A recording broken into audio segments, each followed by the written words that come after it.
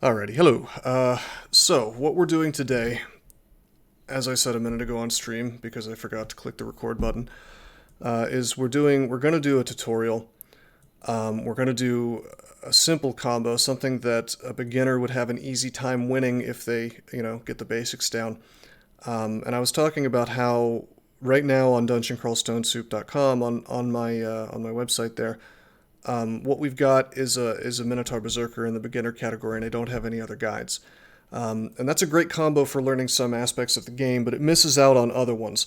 For example, you're stuck with Trog for the most part for most of the game, so the game will teach you nothing about how to select which god you want. It'll teach you nothing about playing with different gods as well. It'll teach you nothing about which spells you might want to get, even though you're like a fight. Even if you play like a fighter type guy, there's some spells you might want to get. Um, it won't teach you about I guess that's about it. I guess that's the only stuff it robs you of. Mostly just like spells and god choices. It also kind of guarantees that you're going to get a weapon at some point, so you can be a little more brain dead about your choices with regards to, like if you go axes, you're gonna eventually get gifted a decent axe, and that might not happen under other gods. Hey, what's up, JD Sequoia? So, Null Fighter of Rue, easy win. Uh, I would say that Rue is like deceptively both good and bad. What we're going to do is, because this is a tutorial that's teaching people how to win, I think I will play the Null Fighter this time. It doesn't teach you that Fedhaus' spores can blast you, dealing huge chunks of damage. Yeah, for sure. Hey, thank you for the sub, JD. Much appreciated, man. Hello, YouTube 3. Rue's not bad, I'm just saying that there are circumstances where he's bad. But hey, thanks for the follow, Plenair. So here's what we're gonna do. I already have a null guide up. Well, yeah, but that's a caster. That's a caster, so I would, and it starts out as a wizard, so it's medium tier. I mean, we could do some other guy, but when I say, here's what's going to be in the beginning category or whatever I called it, easy. It's going to be things that sort of obviate the need to look into other aspects of the game. Like some aspects of the game are going to be done for you. Like with gnolls, it's skilling. With berserkers, it's like casting and your god choice and things like that. But that thing that I have on the site now, the Null Wizard, um, is basically that the problem is it starts as a caster, and that's forcing you to play as a caster for at least the first little while. JD, you just invested in crypto. Nice. It was a very smart move on your part, in my opinion. Now is a wonderful time to buy into Bitcoin, in my opinion. I'm not going to give anybody actual financial advice. So many people on stream. Who are you all? Hey, Perpetual Blur. We were just talking about you earlier. I think you've missed the new sub message. Anyway, yeah, that is a good point, Adort. I guess I do already have a null on there, so we could get a little more diversity. Starting with a giant pile of fighting is broken. That's absolutely true. I think that melee nulls have a better time than caster nulls, believe it or not. Do a Vine Stalker. Hey, thank you, Perpetual Blur. Thank you for the sub. Much appreciated. Alright, let's think about it. I could do a Vine Stalker. That would be more of an intermediate or even advanced sort of game. I absolutely hate playing Vine Stalkers. But we could do it. DR could be interesting. Halfling. Kobold Hunter, Merfolk would be cool. You know what? I'll tell you what. I'm gonna do, since I like you guys so much and because you guys have given me so many beautiful subs in the last few minutes before I got started, let me just do a poll. And if I miss a race while I'm talking here, let me know. Although I think I only have 5 options. We're gonna do, yeah, Troll would be a good newbie start. I like that. I like that a lot. Troll, Halfling, Merfolk, Vine Stalker, and Yeah, I'll put my fee on here, I guess. And I guess, sure, I'll allow voting with bits, although that's not Gotta get necessary. on that leaderboard. Hey, Quetzalcoatl, thanks, man, for your 1 bit. Alrighty, so if you look at the top right, you're going to see a current poll that says race question mark, and just vote on whichever species you want me to play. I guess if you'd prefer me to play a null, since I can only put 5 answers, so if you want me to play a null instead, just say it in chat. Troll hunters are great for beginners. That's true. Although I think I may already have a TR troll who... Maybe it's... I have a troll arcane marksman. Well, that's funny, Alexander. I would actually... you know, yeah, kind of. But you also one-shot everything with your claws, so it's kind of complicated whether you would say it's beginner or intermediate. I would kind of put it somewhere in between, I guess. Okay, Wise Wolf. So I have 4 wow, this did not... Oh, JD, thank you for the 100 bits. Your vote, whatever your vote was, it counted more. So we've got 40% troll, 40% merfolk. I did not expect that. Because Wise Wolf is on mobile, he couldn't vote. So I guess we're going troll today. Okay, cool. Sounds good. Thank you for the votes, guys. Again, thank you for the bits. Surprised that didn't make my alert come up. Alrighty, so troll. And then the combo, I have to make sure I have a troll that I haven't played before. Troll's a no-brainer race.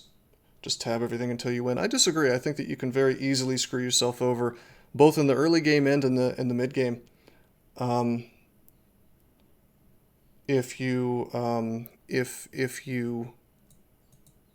do certain things wrong, or maybe even if you don't.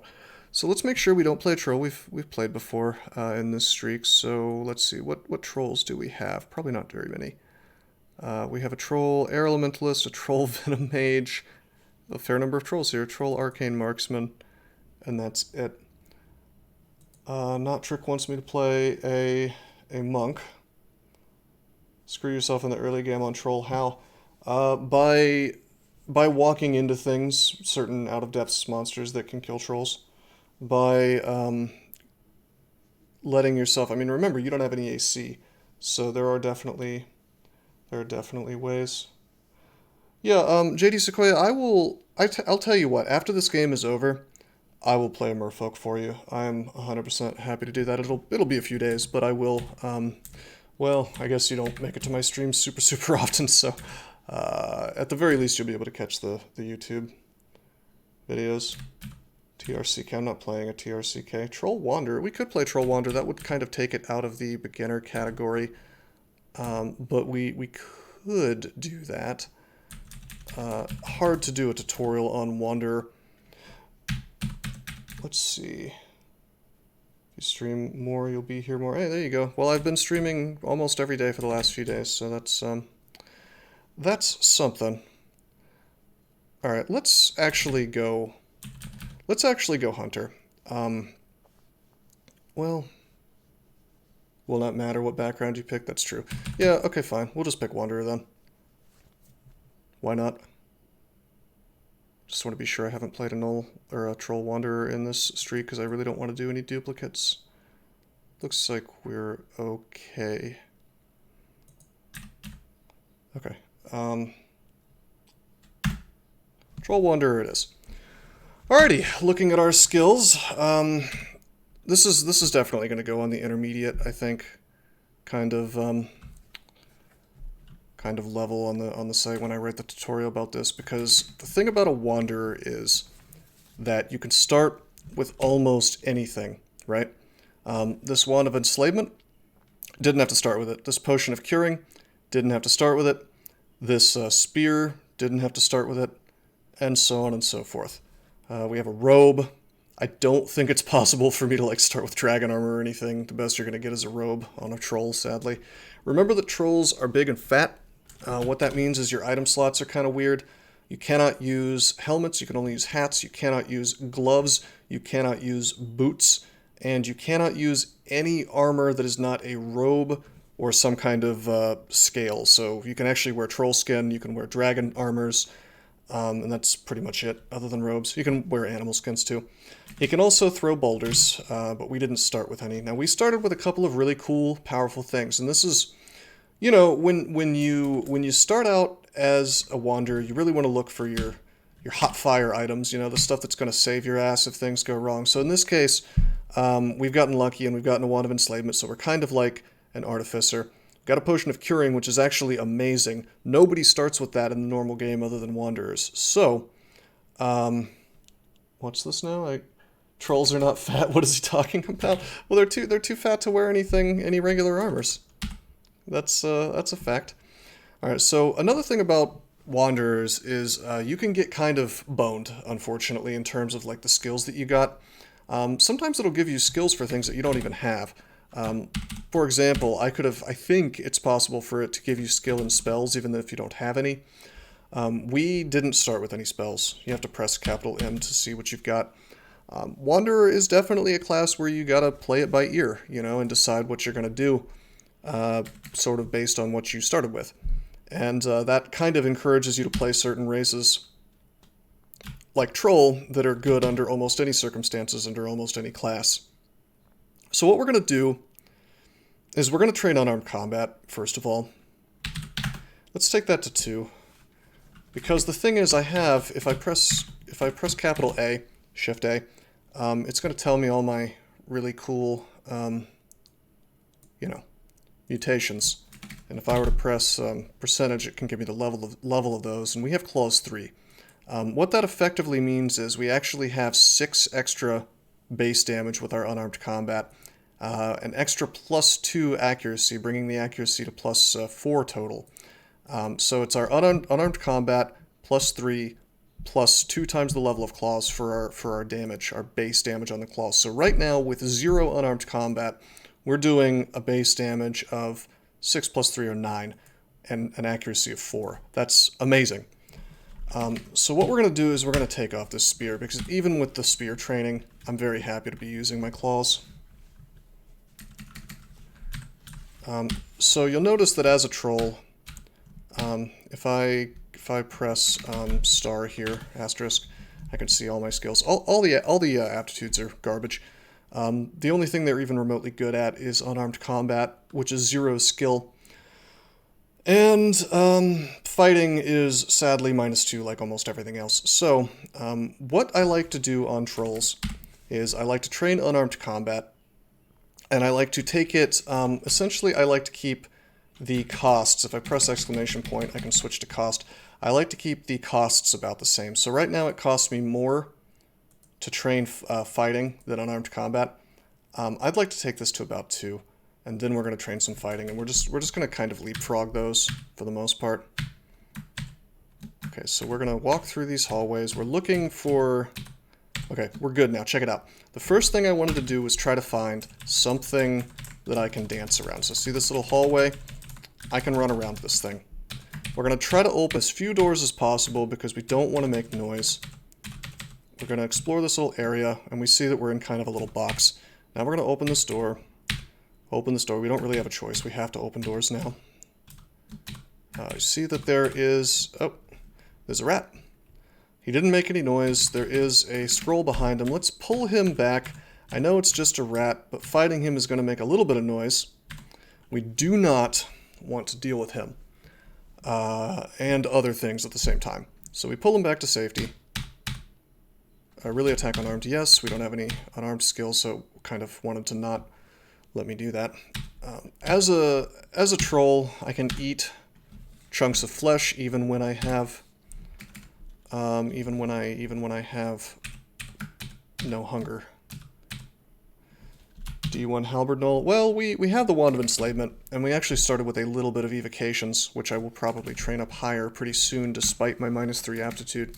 So D1 halberd null, believe it or not, would not kill me. Alright, so notice that my AC is only 6. Part of that is because of my plus 4 AC from fur and tough skin, but I don't have any guaranteed damage reduction. I don't really want to fight an entire pack of jackals. So what we're doing is we held shift to go into map mode, shift X, and then we went over here and we pressed E to make an exclusion. And now I'm going to be able to make sure I will not walk in there without the game warning me. Not that I'm going to press auto explore. And then we're just going to go elsewhere, basically. I'm going to grab these resources. If I had some stuff to throw, I would throw something at this rat. Let's get this potion. See? This is a great... See, look how I made a mistake. I walked towards him, and I was punished because there was a goblin nearby. So instead we take this guy over here and we kill him. Gnolls, I don't think I've ever seen a gnoll with a Bardich.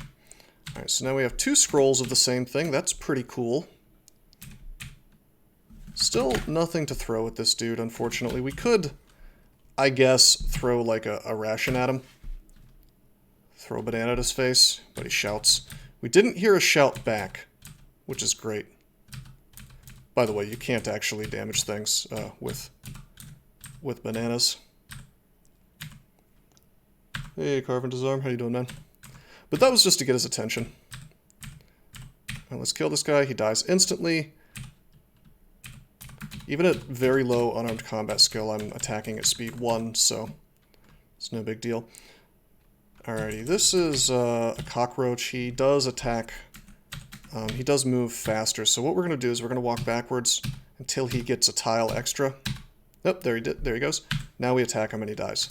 That way we guaranteed that he didn't get a free attack on me. You walk backwards until the faster thing sort of reaches you without you walking up to them, or simply waiting for them.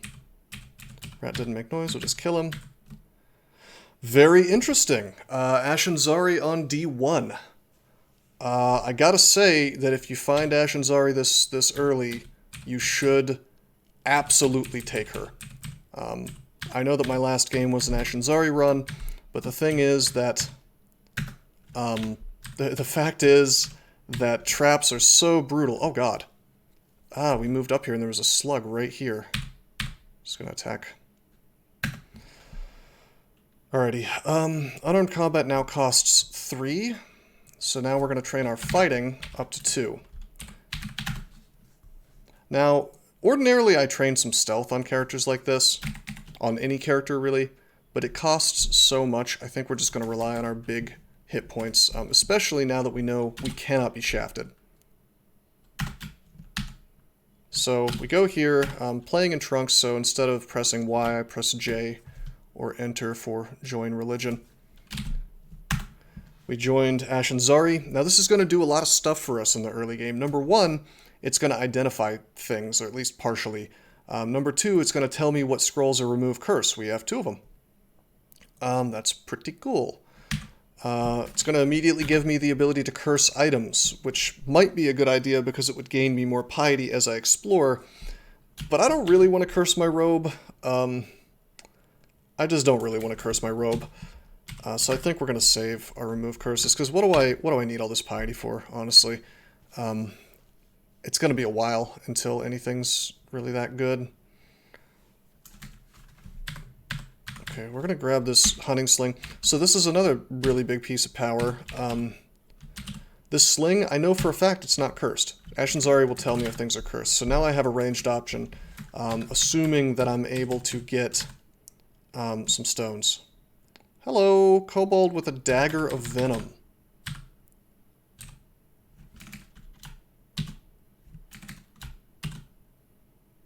That's interesting. This is trunk. This is 0.25. This is annoying. We don't have a way to safely kill this this kobold with the dagger of venom. Well, I mean, we could enslave him, but he probably would just die to his friend. How many stones is he quivering? 2? That's okay. Trunk will tell you how many he's quivering. I mean, it'd be an amazing find on anything but this troll, but on this troll I don't really care to use the dagger.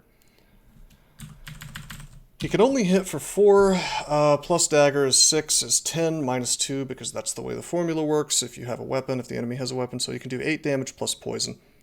Change the title of the stream. Ah, yes, instead of G and Phi, it is a Troll Wanderer. Thank you for reminding me, my friend. Alrighty, so we could go ahead and enslave him and just like get an attack on him while he's enslaved. I tell you what I think I'm gonna do. I think I'm gonna pull his ass all the way down here. We're gonna take him where we've already been, right? There's nobody here. There's probably not gonna be anybody here. We'll even take him into the inner circle here. And I'm gonna attack. And on many other characters, I would not have in a million years dreamed of doing that because, in addition to his 8 damage, he could have poisoned me. It would have been really ugly. But as a troll, I have a ton of hit points. As a troll, I'm very likely to kill him in one hit. Even if I don't, those hit points are going to keep me alive. Even if he gets a great poison on me, if you look at your abilities, I've got regeneration 1, and that's only going to get better as I level up. So if I just walk away from him, the regen's going to cancel out some of the poison.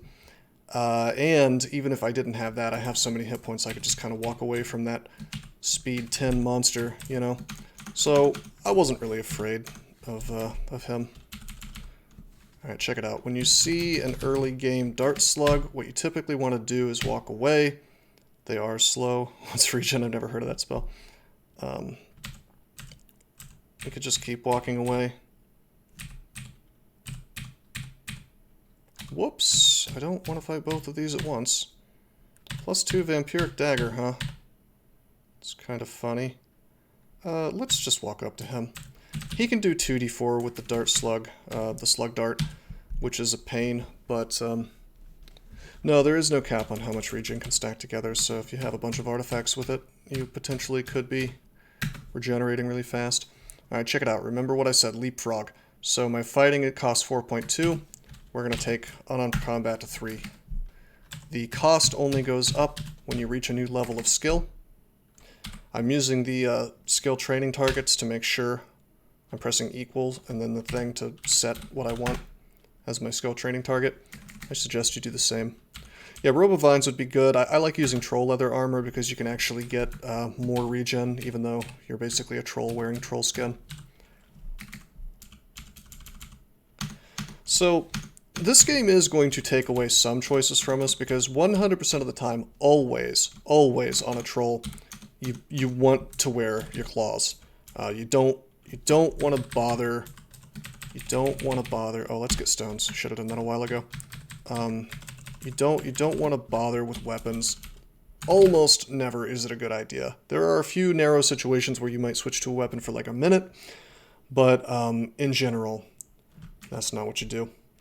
All right, we have poison darts. You could go throwing for things like the large boulders or whatever, but in general, the claws are going to do you a bigger solid.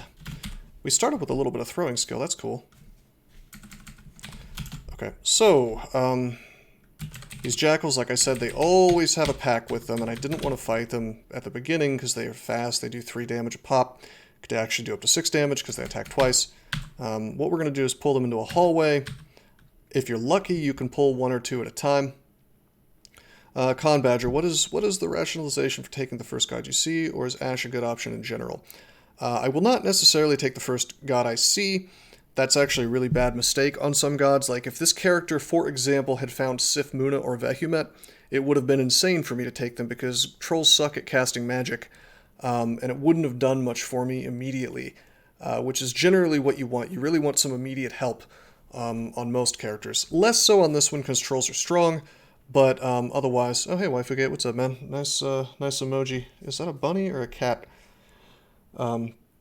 But yeah, to answer your question pretty straightforwardly, Ashenzari is really good on almost any character, especially if you find her early, because she makes it so you will not get explore trapped.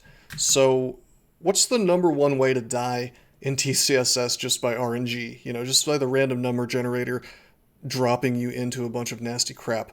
I would say that shafts, teleport traps, and to a lesser degree mark traps. None of that's going to happen to me. Because Ashenzari just kind of blocks it. So if you find Ashenzari on D1, you probably want to take Ashenzari. That goes for pretty much any character, to be honest. Plus, I mean, I know this troll, like, I don't need god gifts. I don't need an especially powerful god, honestly, on a troll. But I will always be happy to not have to deal with traps. So I'm not worried about anything else Ashenzari can do for me. Alright, when you first start out on the troll, you almost definitely want to take strength. This will make you do more damage with your claws. Later on, you might want to get a little bit of intelligence. Notice I'm only fighting one thing at a time. Very carefully. Okay, so I'm going to do my thing, Control F dot, to see what's on the floor. There's a lot of really amazing stuff, honestly, spawned. You think Ash D1 is bad on really low damage starts like Deep Elf Wanderer? I'm going to disagree with you, actually. Yeah, I think I'm going to disagree. I think that if you're trying to deal with tanky things, and your Deep Elf Wanderer started with bad equipment that doesn't let you do that, you simply don't fight the tanky things. You just walk away from them. The level of comfort that Ash gives you is really quite nice. Just knowing that you won't be shafted, that the game is suddenly within your hands again, so to speak. Like, you know that you cannot be surprised, really, at least not to the degree that shafts give you. So anyway, yeah, there's a Whip of Venom, there's a Dagger of Venom +2. Like, this would have been an incredible start on any other character. Less useful for me because, well, I'm just clawing things to death. But, you know, it's not bad. Believe it or not, I trust in my claws more than I trust in the +2 Dagger of Venom right now. Let's go down. Although the Dagger of Venom does have a little bit more accuracy. Well, I wasn't a huge fan of Ash until the Explore Trap change. Alright, so if I didn't have Ash, I would be really concerned about getting shafted and stuff, so I'd probably shout from the staircase or throw things. But I'm just going to kill that bat. Because I can't be teleported, I can't be shafted. Really not worried. We're just going to auto-explore. Hello, D2 Ogre. That's exciting. That's real exciting. Let's let sleeping ogres lie. You hear a shout. The kobold shouts, you hear a shout. I bet you that ogre has just woken up to me being around.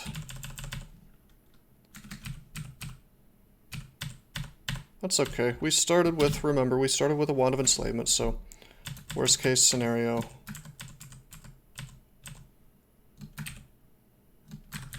Worst case scenario, we can use that on him. I want to reveal a different staircase first, though, so I know that, like... Alright, so I'm on D2, right?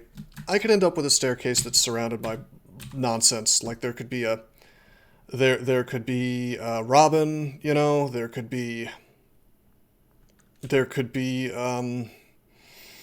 you know, Robin's entire pack, actually, at the staircase. So, like, we want to be able to, like, go down a staircase, up a staircase, down a staircase, up a staircase, and avoid this thing and make sure that he doesn't... yeah, Sigmund could be there. In fact, something horrible did just show up. This is a kobold with a Dagger of Draining. We've got to kill him. We could enslave him, 66% chance. I think I'm just going to attack. He missed me. We killed him. That dagger could have done some real nasty stuff to us. It wasn't going to kill me in one hit. He would still only do his 8 damage plus another 8 divided by 4 plus 3, I guess, damage. So another 5 damage. And then it would stack Drain on me, which would be just a bad time for this early in the game.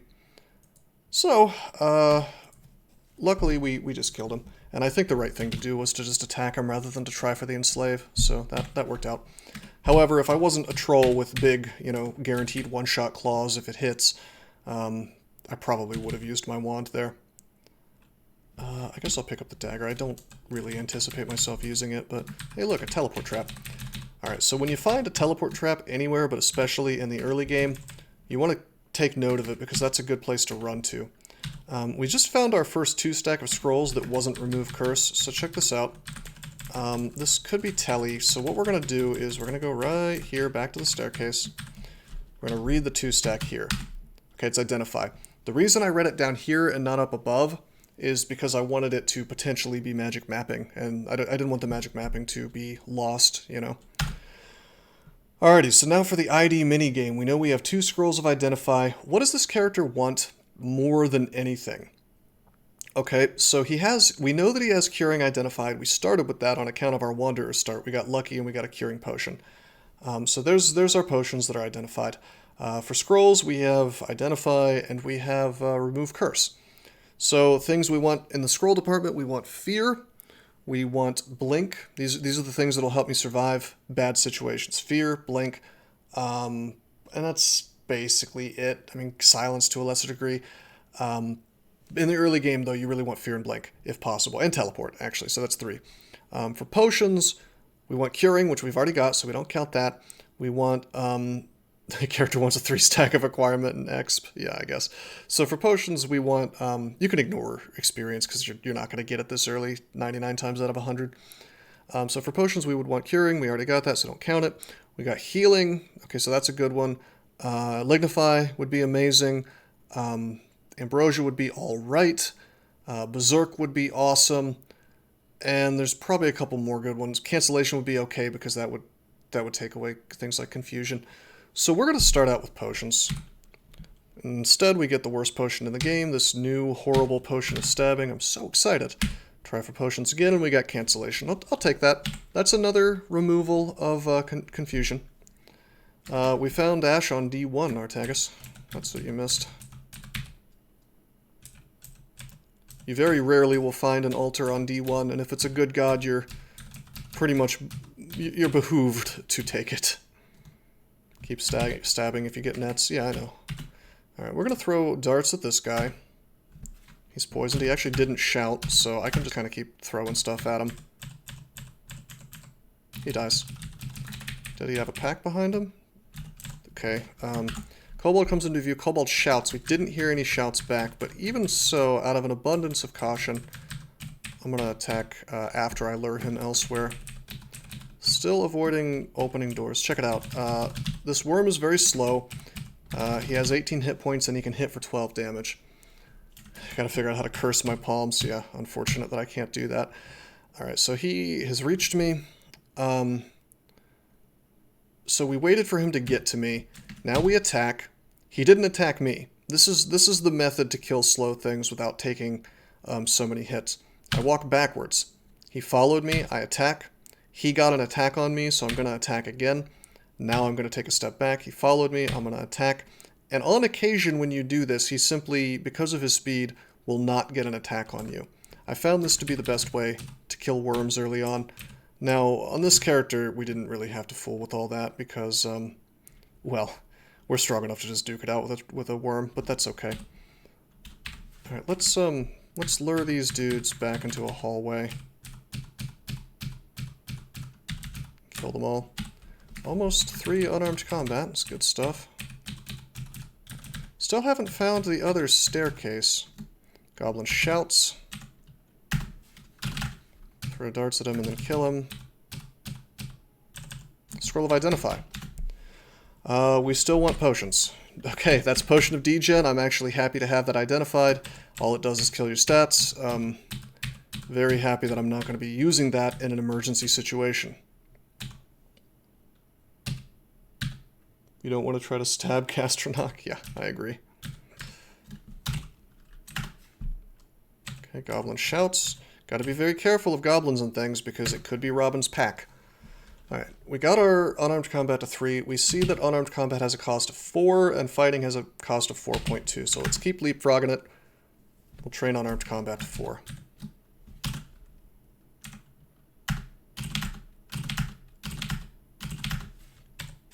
Walk backwards. I can, if you poison something enough with early game darts, you can just, once they're poisoned enough, you can just sort of walk away and watch them die. Alright, I'm going to walk away from this fella. We're going to wait. We're going to wait here. And I carefully put myself here because it meant that he couldn't see me. He had to walk right up to me and then I could just melee him.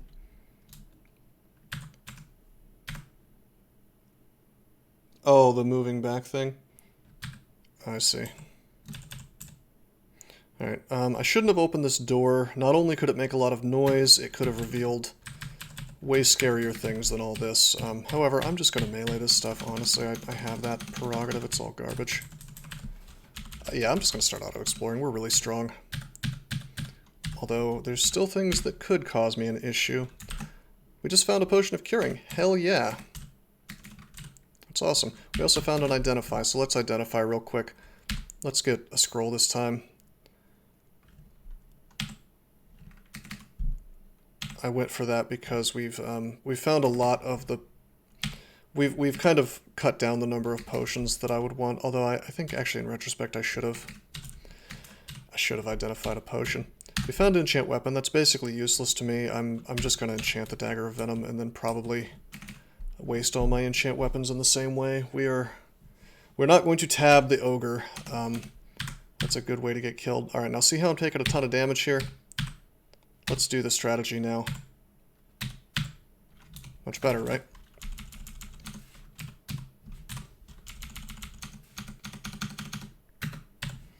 Three potions of curing. Awesome.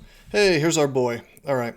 So, we really don't want to be in melee with this fella, because if he gets one good hit on us, and then we're running away from him, he could get another good hit on us through random energy, killing me, because he does Spiked Club plus 17, so 22 plus 17 minus 2 is 37 damage a pop. That's enough to two-shot me. So, instead, we walk away from him. We walk away from him. We are... Oh god. Okay, that's okay. We're gonna, yeah, the full level is not explored. We're gonna try to kill that. Okay, good. It's okay, he's speed 10. He won't reach me unless something blocks my path to the staircase. Okay, we go up the stairs.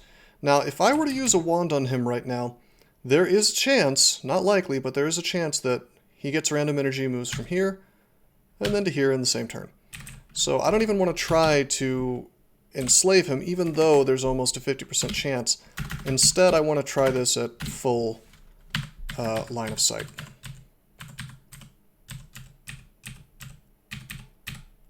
Amulet of Harm. See, this is where we love the fact that Ashenzari tells us what amulets are, because God knows I do not want to use an Amulet of Harm on this character, or really any other. 50% is so bad. No, it's great.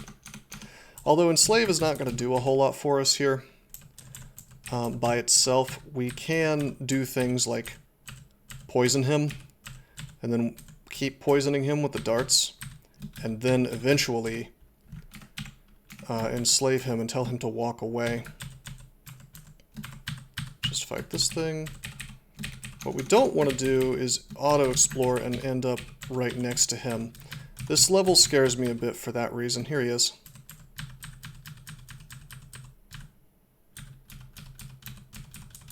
Okay. So let's throw this dart. He is poisoned. This is okay. We're going to do this again. He could have ended up next to me. Now we're going to walk away from him. Sadly, none of this really worked. We're going to go up the stairs. He could get random energy on me and it would be annoying. If we had trained a little more fighting, then this would be going better. Or sorry, a little more throwing, I meant to say. But we can just kind of keep resetting this fight until it works. Alright, poisoned, missed, even sicker, even sicker. I'll actually go for it. Now he's next to me, and you might be thinking like, oh no, I'm going to die. But as long as I don't swing on him, like if I were to swing on him, he could get an attack on me, do a lot of damage, and then get random energy and kill me. But as long as I don't do that, I can just kind of walk away from him. He may very well die from that poison. I don't think so, though. Come to think of it, he attacks, because of his giant spiked club, he does attack slower, so I think I can safely swing on him. Oh god. Okay, yeah, I think I can do that, and I don't think it's actually possible for him to get random energy on me. So that was a little risky. I let myself get hit, and I did go to 24 hit points, so if he had gotten another attack on me, he would have been able to kill me, But like I said, he attacks a little slower because of his club, so I don't think that's possible. So I was just going to walk away and let the poison finish him.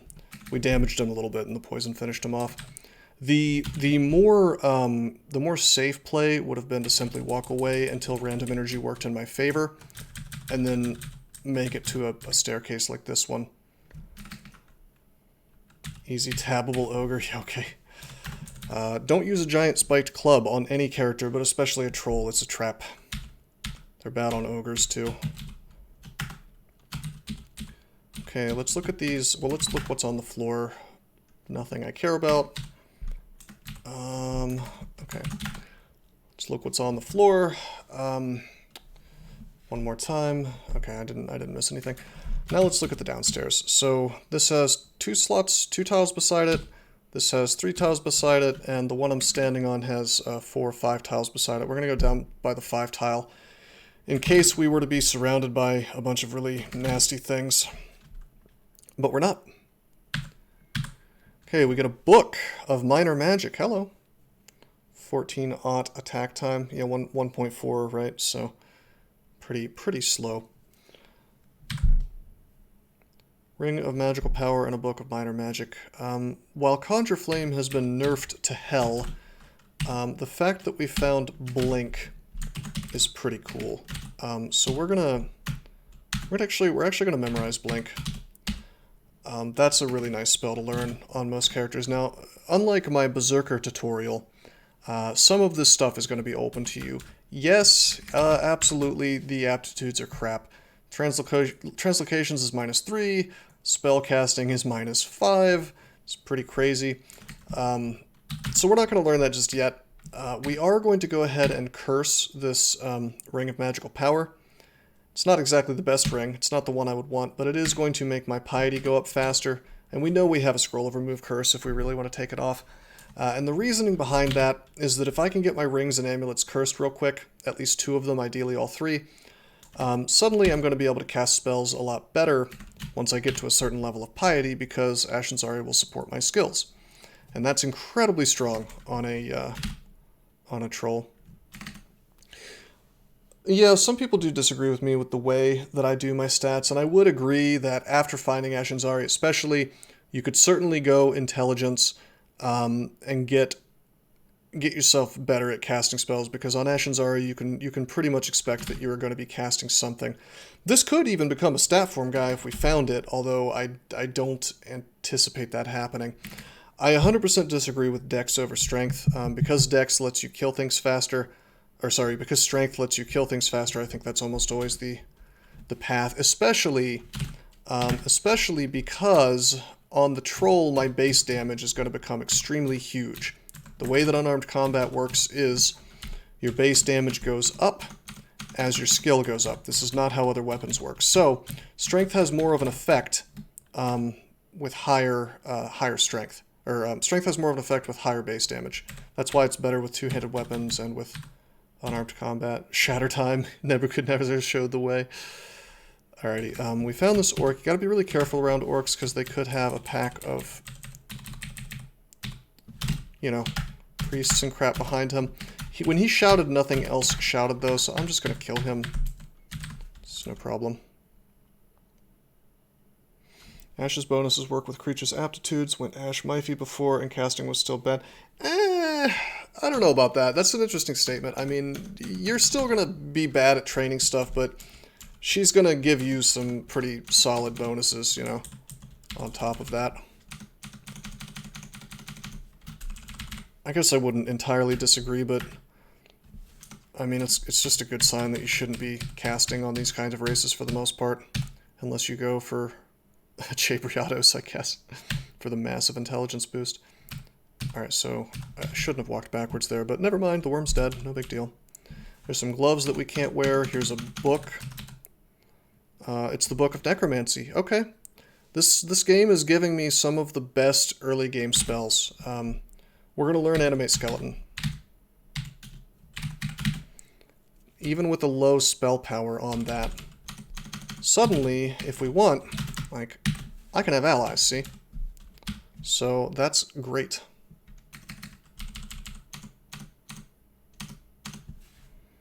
Okay. He bit me, so I attack, back off, I attack, back off, I attack, back off, I attack. He has not attacked me, I attack. Keep doing that. He's become distracted. He destroyed my bat skeleton. He missed me, so I attack. There we go. What decided the combo? I did a poll, and Troll narrowly won over Merfolk. And as far as Wanderer goes, I just decided I wanted to... People asked for it, and I wanted to do something slightly more difficult than just, you know... Well, nothing's really going to be difficult on a Troll, to be honest, if you know what you're doing, but... Wanderer is going to be the closest thing to real, genuine difficulty. Unless you play a Chaos Knight, in which case you're going to have a lot of RNG to deal with. Alright, let's go to... It was a little rigged, but it was actually rigged in Merfolk's favor because, as I recall, I think it was JD Sequoia who requested he paid bits to get a higher vote, so... I feel bad that he still narrowly lost, but I'll play Merfolk next time. Rich bastards rigged everything. Nobody paid money for Troll, though. Alright, let's read this 2 stack of scrolls. It could be magic mapping. Instead, it is random uselessness. We're going to drop that. It does nothing. Hello? There is a big kobold in there with a short sword of distortion, so we're definitely not going in here. That's too spooky for me.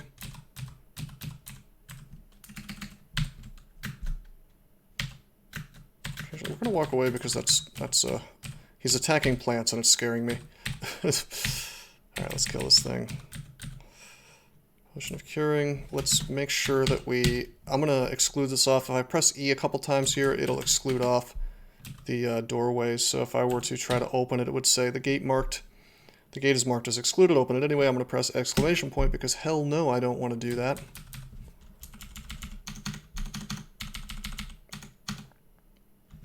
Okay, adders are a big deal. I should not have walked towards him, but actually we're fine. I'm going to walk away because he's faster than me. I am going to now attack him. Ordinarily, even at this point, I might be a little scared of his poisoning, but I have 4 potions of curing, so we're just going to melee him and he'll die. Whoa, that is a dispersal trap. Let's get that out of the line of sight. Fighting has reached 3. Cost on that is 5.7 now. Unarmed combat cost is 5. So we'll take unarmed combat up.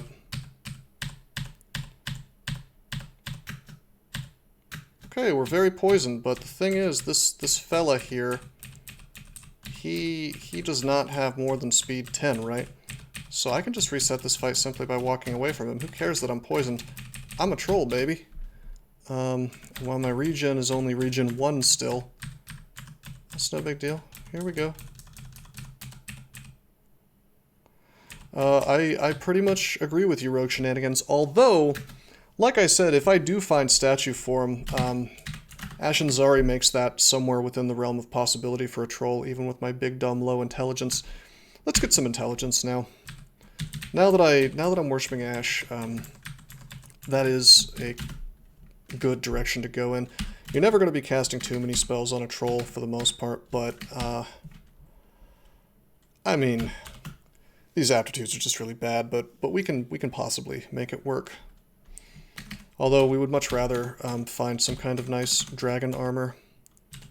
I'll enchant up the dagger more, really not planning on using it. A bit of int will help the inevitable stat drain as well. Yep, in the late game you'll have to deal with things like, well, you know, killer clowns and whatnot. Okay, we're going to go to the upstairs, use this 2-stack. It's a scroll of amnesia. We don't want to forget anything, so we just waste it. I'll explore more. I'd say this game, outside of the branded weapon kobolds and stuff, this has been an incredibly easy early game, even if it hadn't been found on a troll. Forgot Earth is not a garbage apt for trollmans. Yeah, that is true. For whatever reason, it's only -1, which is really not that bad. Although, for stat form, for example, remember your transmutations is still -3, and your spellcasting is a really impressive -5. Alright, so I could get myself a Scroll of Identify if I did this vault, but Why would I want to expose myself to getting hit by this short sword of distortion? This could absolutely send my ass to the abyss. This kobold has curare, which could very easily slow me. This would just be a horrible situation very, very quickly. And while we could possibly enslave our way through this, I just, discretion is the better part of valor. Remember that when you play this game. I'm not going to take that risk. So we auto-explore through D4. I should actually check D3 again. Okay, yeah, there's nothing here that I want. Auto-explore, take a step back. Remember that worker ants are fast. Just think of this as a big adder. Now check this out. Hello. A cursed enchanted robe. You know what? Because I don't have to waste or remove curse to put this on, let's put this on. Oh, it's -2. That's okay. I'll just live with the extra 2 less AC. This is kind of worth it. This is kind of worth it because it gives me more piety as I walk around. I knew that was a possibility, maybe even likely because we knew it was cursed. That guy barked. I didn't hear anything, but that's a lie. Check it out. I didn't hear any extra barks, but it turns out there was a dog right behind him. So let's pull this back over here. We'll attack him. If I were to start taking a bunch of damage, don't forget I do have a bunch of curing scrolls, or curing potions. Let's identify a potion, by the way. I just realized we have the scrolls for it. Got mutation, that's nice to have, I guess.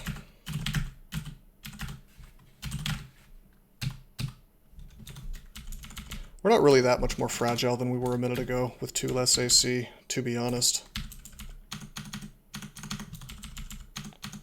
I mean, trolls are going to be fragile pretty much no matter what you do in the early game, unless you get really, really lucky. Okay, check it out. The orc shouts. We didn't hear any shouts back, but we know this is a pack of orcs. So, best to assume there are priests behind it, so we kind of take it in this hallway. Luckily, it was just 3 normal orcs. You don't get any additional piety till a strict majority of armor slots are cursed. I'm going to doubt you on that. Have you code dived that? That would surprise me a lot, but I guess it's not impossible. Trunk makes you consistently matter with each version. Yeah, me too. I'm convinced that they're just putting things into the game as a joke at this point. The aristocrats joke. Oh, hey, check it out. So, I do like one thing about Trunk, which is that you can see what things are quivering. So I know that this gnoll does not... yeah, I know, right? Rogue shenanigans. I know that this gnoll does not have a net, so we're just going to wait for him here, throwing darts at him as he comes, and then we're going to take this hatch. We're going to go up. Technically, I probably shouldn't have taken that hatch, because... while it's not supposed to happen, like these areas are supposed to be marked no hatch or whatever, I think there was a chance I could end up inside here, so that was a mistake of a sort.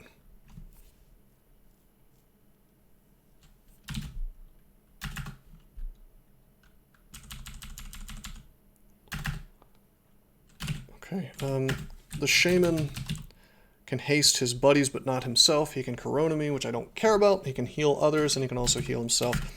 We're just going to poison the hell out of him. By himself, he's no big deal. What you want to watch out for is when this guy has friends with... Whoa, hello! This is a great opportunity for me to cast Blink. Sick. But this has very quickly gotten bad. He needs to die of the poison. He should die of the poison. Let's kill this thing. Good, he didn't haste his friends. That could have gone badly. However, I did get myself a free net.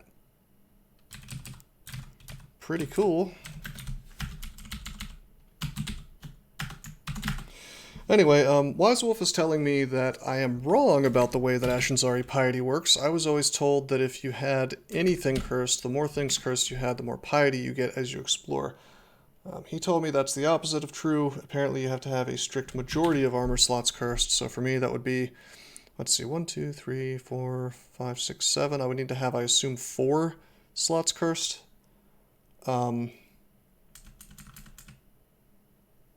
and I think that you're saying that you code dived that, so I'll take your word for that. With that said, despite my mistake, I am not going to cast remove. I'm not going to use a remove curse because it's a very sort of tight resource, you know? Limited resource. You need the partially bound log node. Well, the partially bound is only in a particular type of equipment. So that would be like 2 rings would get me to partially bound in jewelry. Hey, what's up, Wesley? How you doing, my friend? Alrighty, I have a 2 stack of scrolls. I don't want to use it. Well, actually, I do want to use it here. Let's do that. Same reason as before. It could be magic mapping. It could be teleport. It was magic mapping. Although I already knew that the sewer portal that was spawning here, which we saw in this message here, you hear the sound of rushing water. I already knew it was right here due to these tiles.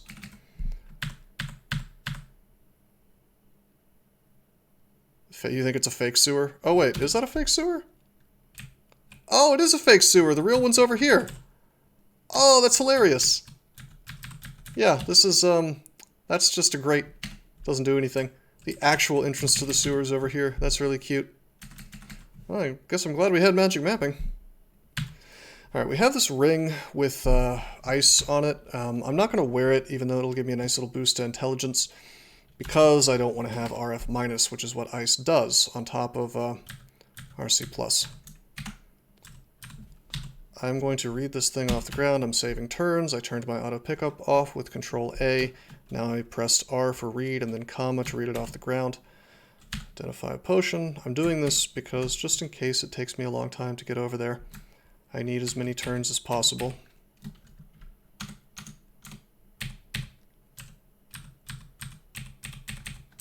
With that said, I'm still going to use good tactics versus adders by backing away from them.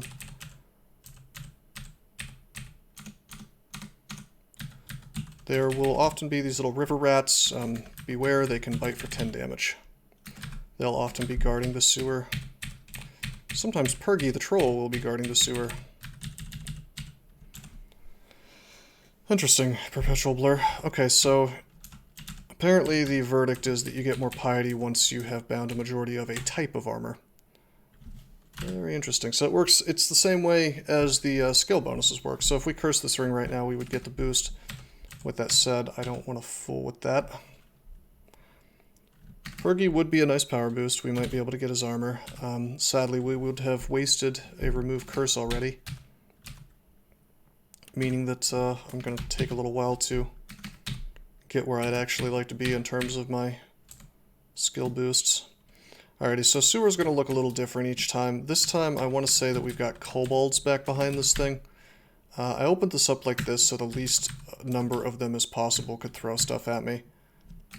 Now I'm going to throw darts at the guy in the back, so if it misses one of them, it'll probably hit the other. Unfortunately, it missed both.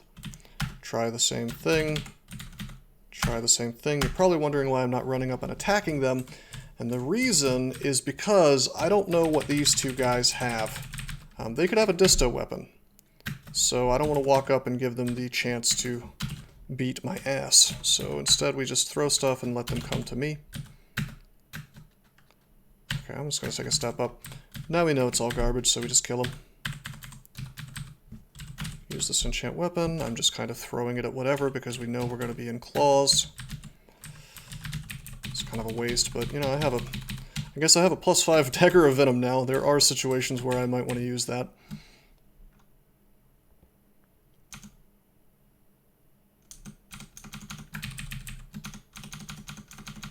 So there's going to be kobolds in little houses, and there's going to be bats and river rats and stuff all over the place. These kobolds have nothing. Let's just kill them. Scroll of Identify. Hell yes. We'll use it on the 1 stack potion. That's Flight. Yeah, +5 dagger of venom is useful versus things that are vulnerable to poison. It's useful versus, if I really needed to, I could use it against like death yaks, walk away, poison them, and take a really long time to do good stuff. Big kobold, just a bigger kobold. None of these guys have good items, so we're just going to kill them. You know what I really want on this character is a shield. Alright, still leapfrogging these skills, unarmed combat and fighting. Unarmed combat's going to go to 7 now, because it's still costs less than fighting. Wow, that's a lot of potions. A 5 stack, that's probably heal wounds. That's pretty cool. Come to think of it, you know what I'm going to do? I'm going to use that 5 stack, just to find out what it is. I have mutation identified. Normally I wouldn't drink things to identify them unless I had mutation identified, because it can result in really bad things. It's a potion of brilliance. Alright, so we got memed on. This used to be one of the coolest potions for a troll or another bad at casting thing to find. Now it's one of the worst, because all it's doing for me is giving me spell power. I'm actually impressed with how badly the devs managed to fuck that up. Yeah, it also removes spell hunger, which doesn't matter. Alright, let's pull this stuff back. Let's wait at this staircase. I'm just going to fight this stuff now. It's just regular orcs. There's no priests, so I'm not worried. I'm not making skeletons because we haven't needed it yet, but if something bad enough showed up, you might see me making some skeletons. Oh, pro fire. Well, we'll wear that. If I had infinite remove curse scrolls, what we would do right now is uncurse this magical power and then wear this ice ring and the RF at the same time and curse them both. Sadly, I don't have that many. With that said, I think what I'm going to do right now is I'm going to curse my pro fire. This stops me from being able to give myself RC plus when I want to, which kind of sucks. On the other hand, I am partially bound in jewelry now, which if I were to train, actually this is the time. We're going to take necromancy to 1, we're going to take translocations to 1, and we're going to take spellcasting to 1. And I'm just going to train all that at the same time, because it's all just, even if my aptitudes are bad, I'm just going to 1. And the reason is, I have to train a little bit of these guys for Ashenzari's skill boost to kick in, which I do have enough piety for now. And the idea is simply to... Hey, there we go. We reached it already. See how easy that is? Although that is including the boost, come to think of it, so why don't we take those to 2-ish.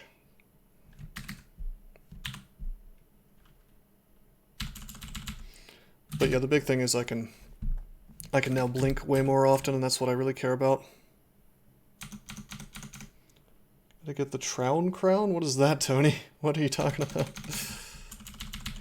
Alright, this, if you ever encounter this little area that's, it's a vault that spawns, it's kind of like a fortress of kobolds, or gnolls, or orcs. This one happens to be kobolds. You want to kind of keep an eye on what weapons they've spawned with, otherwise, if it's not like Disto or Chaos or something... let's identify this 2-stack. Heal wounds, cool. If it's not any of the truly dangerous brands, you can pretty much just roll right through it. It would warn me, because my RC file is set up in such a way to let me know when things come into view. Ooh, this is a lot of damage possible. Let's fight like this, 1 guy at a time, or 2 guys at a time if need be. Pretty cool, right? Yeah, this vault can be a bit tough. For example, this has an orc warrior in it right here. He does not have any... No, he does have armor on. He has plate armor. So it's going to be annoying to kill him. Oh, hell yeah! Look at this! We've found Disintegration 15 charges. That's incredible. And Acid 6 charges. Finding such incredible wands is a good reason to train evocations, even though our aptitude is bad. And here's where Ashenzari is really going to help me out. In addition to helping my magic skill, she will help my evocation skill. Pretty good. They were service staff for Daddy Warrior, yeah, I guess. We're going to try to poison him first. Even sicker.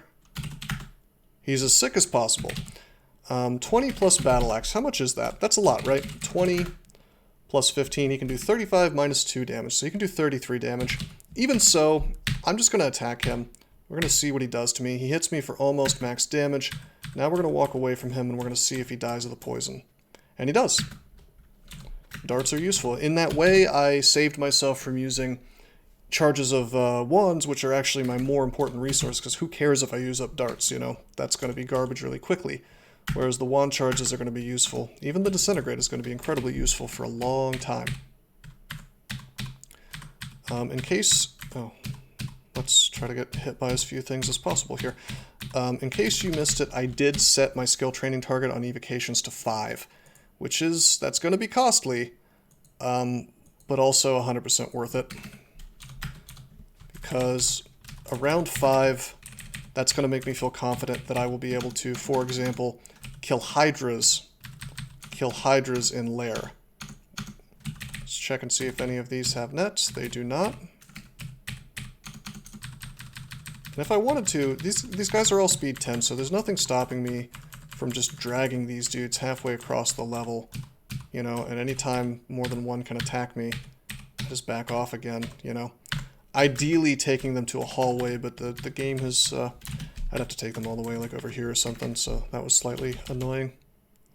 I could have taken them into water, which would have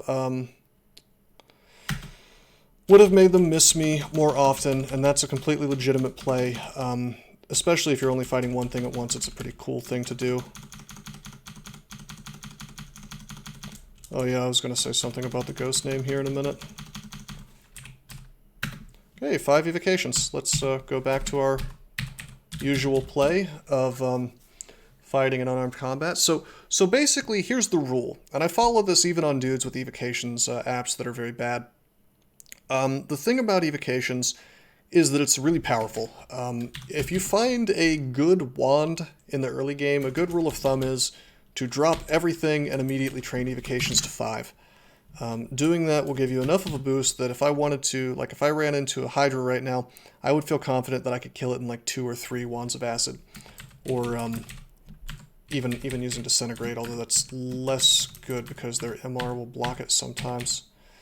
Alright, let's see what this ghost is about. It's our boy Dickie Longcocking, my favorite ghost. He has Sandblast. Sandblast actually does pretty good damage versus me because I have low AC. So I think we don't fool with this. Yeah, that is correct, Rogue Shenanigans. Alright, so I don't want to get... I do not want to get Dickie Longcockinged, so we will simply not deal with him. We will go down instead to D6. Alright, we auto-explore, and suddenly we run into things that can really ruin my day. That confusion, man.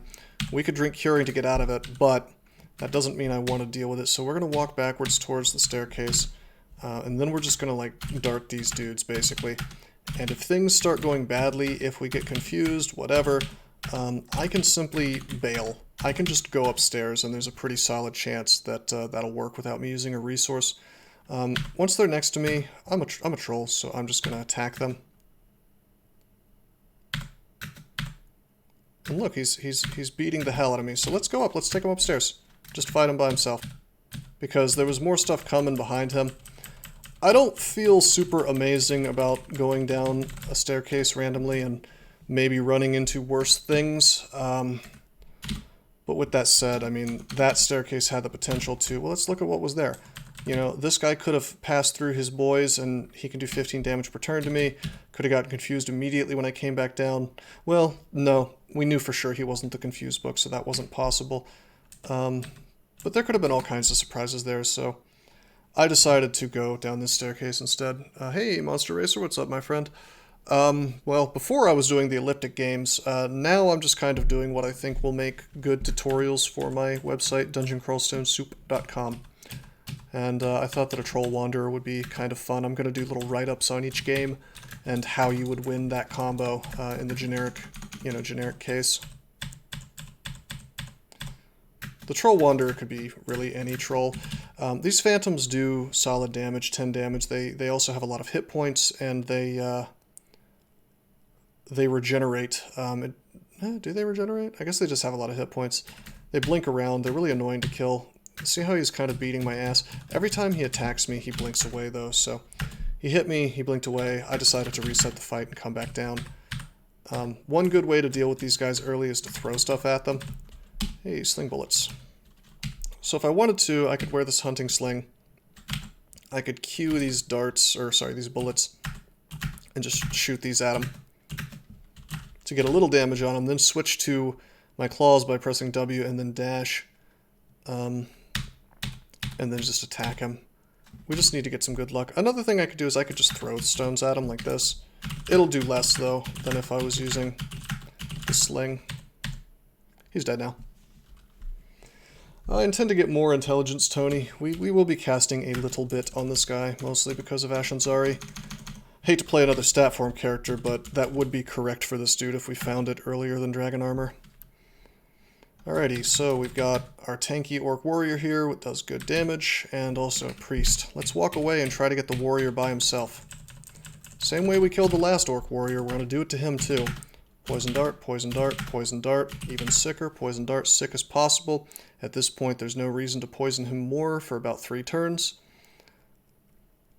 Very funny, rogue shenanigans. Now we're going to melee him, melee him, melee him, and he dies.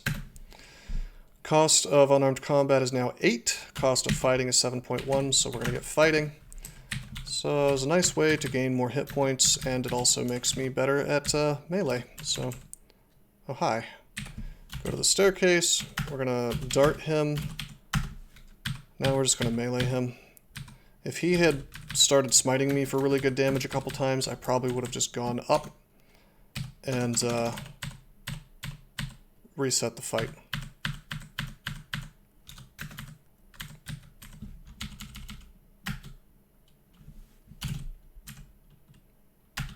Poison this guy, poison this guy, poison this guy. Ah, that is ugly. However, even though they can do 17 times 2 damage to me per turn, one of them is going into the teleporter. Come on, walk forward. There we go.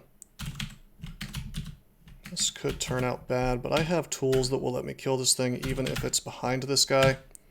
So we're going to attack. We're just going to melee this. It's a lot of damage that's possible each turn. I could take up to something like 32-ish damage per turn. Alright, we killed the iguana. We have heal wounds though, so I'm not afraid of this dude. If things got really bad, I could just suck down heal wounds and survive. So we just kind of went for it. Can't wait till version 0.28 when potions get renamed to more convoluted things. Might is now spinach, haste is now monster energy drink. Yeah, the DCSS devs get a freaking contract to deal with monster. Okay, his bullfrog might have been more dangerous, so we had found him earlier, but we didn't. Keep leapfrogging unarmed combat and fighting. Yeah, I mean, these guys, you know, my grandfather used to have a little phrase that he said, and I'm sure you've probably heard it. He said that about some people that they don't know their heads from their assholes, possibly because their heads are up their asses. I gotta say, like, that's how it feels with DCSS development. Like, they'll simplify. I think someone mentioned earlier they'll quote unquote simplify the Vorpal naming and make every weapon that's Vorpal now called Vorpal, but then they'll sit there and change the name of shields so that they're a bunch of weird stuff instead of buckler, shield, and large shield. Honestly, I would have gone in the opposite direction. I would have changed buckler to small shield. And yeah, and the darts, there's stupid-ass names instead of like confusion darts or blindness dart or rage dart. It's like datura or some crap. They are kite shield and tower shield now. Buckler, baby shield, yeah. Alright, let's take this warrior up so we know we can fight him on his own. There we go. If things had gone bad, I could have just walked away. Spriggan shield. I like that, actually. I actually really like that. Okay, these guys, you gotta be careful with these dudes because they can drain dexterity, and I don't have very much to drain. I think I am gonna burn a little bit of charges. We'll use Disintegrate to kill him, because I could go into negative dex pretty quickly against a Quasit, so he wasn't going to kill me, almost definitely, but I just didn't want to risk taking the dex damage. F armor, shield with short plates. Yeah! Well, let's get intelligence.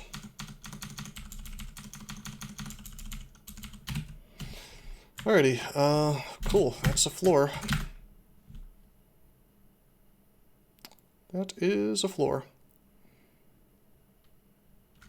Okay. I'm going to go down next to this dispersal trap because I could go into that, like bring stuff up and then go into that to escape. So that's actually pretty useful in this case. Potion of shielding, hey, that'd be cool. Kind of duplicates Shining One ability. Now, if I felt like this character really needed help, I could start reading these stacks of scrolls, but this guy is so strong. I have things like Invis, I have heal wounds, and I know I'm not going to get shafted, so I feel really confident about just chilling out, basically. Man, this centaur could do some nasty stuff to me, though. I think I'm going to dissent him. Yeah. Okay, this is still looking a bit ugly. Let's see if we can dart this priest to death. If we start getting smited or something, you know, I can always bail. Right up the stairs. Let's go up the stairs. Because I don't want to be surrounded, we'll go down here. More orcs.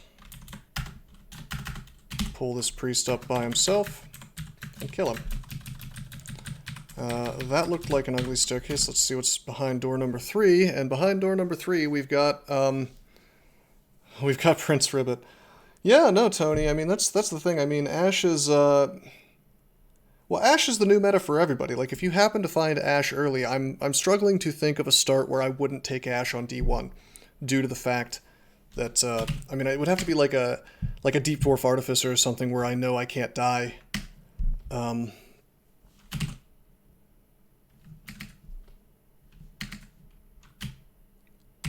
Yeah, Rogue Shenanigans, the Potion of Stabbing is incredibly dumb. It's so dumb that I thought it was a joke when I first heard about it. Anyway, this is Prince Ribbit. He's a big boy. He does 20 damage a pop, and he's fast, so he can attack many times.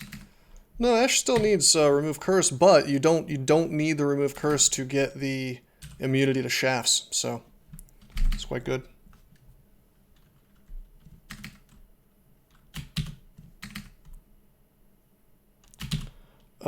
Yeah, Wise Wolf, but has it occurred to you that that's less interesting?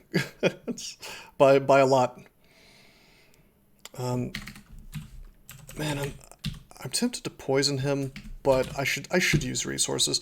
This guy is a big threat, especially versus people with bad defenses, and I do indeed have bad defenses. We're just going to keep disintegrating him because it's a straight up 69% chance for him to get hit for a ton of damage.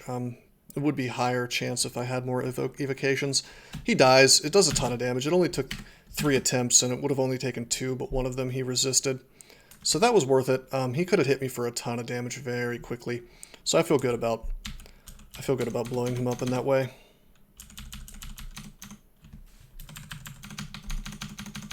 Ooh, that's a priest. I should not just tab around priests.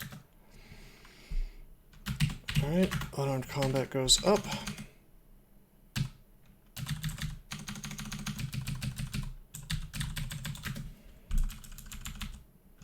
Alright, so centaurs are fun.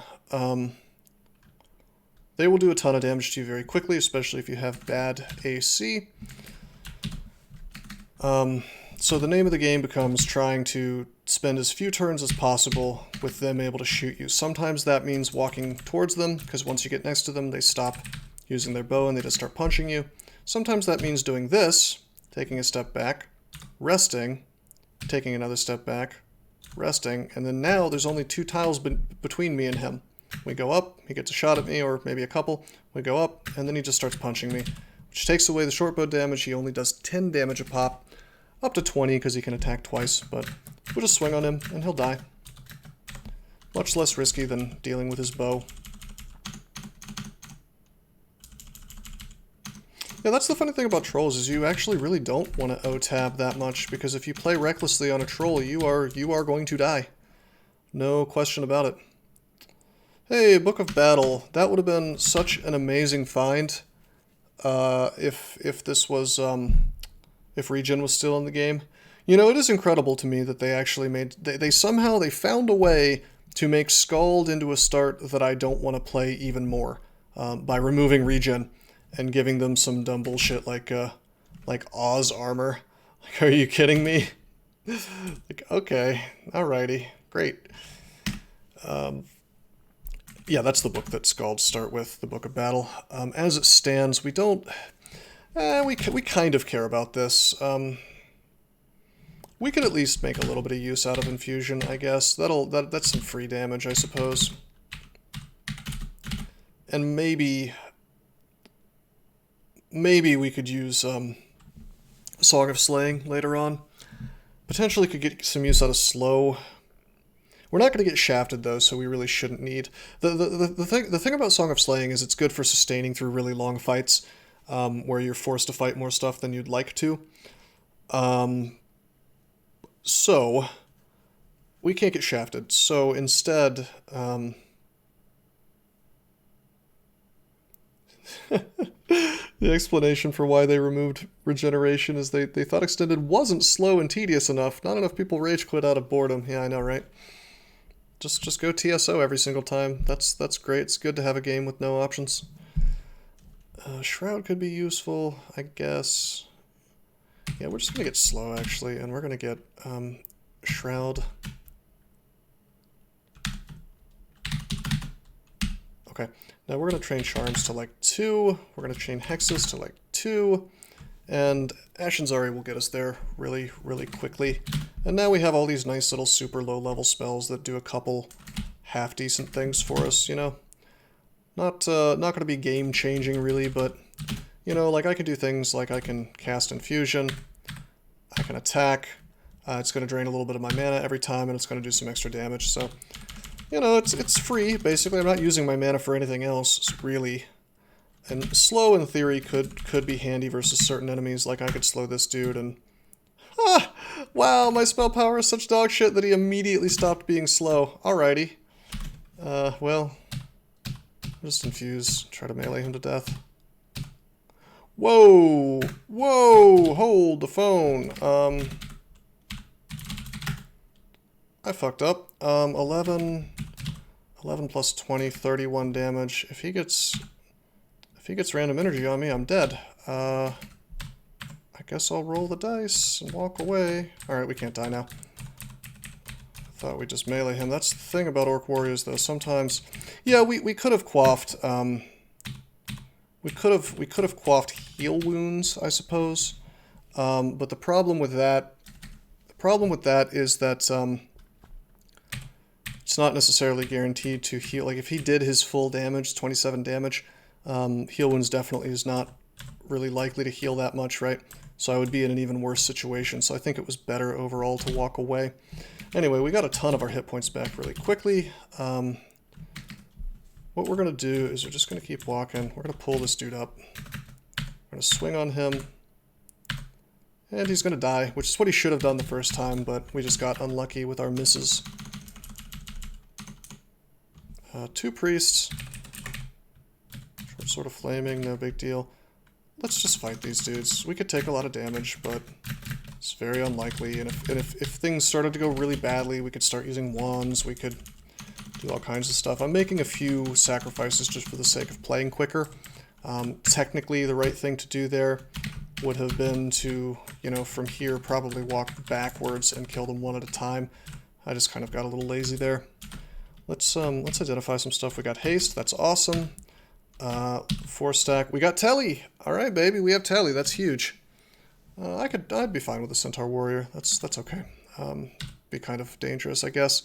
You do have to be careful in these kinds of vaults. There are a lot of dangerous things. However, we could always use scrying to find out what's coming. Okay, poison dart. Attack. Attack. Attack. Tengu Reaver. Well, that would be cute. Okay, I think if I scry from here... 2, 3, 4, 5, 6. 1, 2, 3, 4, 5, 6. I think if I scry from here, I'll be able to see him. So let's do it. Alright, so Ashenzari coming through for me again. We've got a troll. That's awesome because I could take his skin, perhaps. And I do like to wear troll skin on a troll. We've got a two-headed ogre, which is fine. He can do like 75 damage to me-ish, but I mean, I'm not going to let him get in melee with me, so that's fine. There's a ring with See Invisible and RF+. That's pretty awesome. Oh, holy bejesus. Holy poop-oly, that is awesome. MR+++. We're going to be using that ring for sure. Sadly, I have memed on myself because no remove curse. So we're stuck not using this sweet ring for a long time, perhaps. But that's okay. Curse, oh, easily curse worthy, no question. That's going on me. Alrighty, so how do we want to deal with these threats?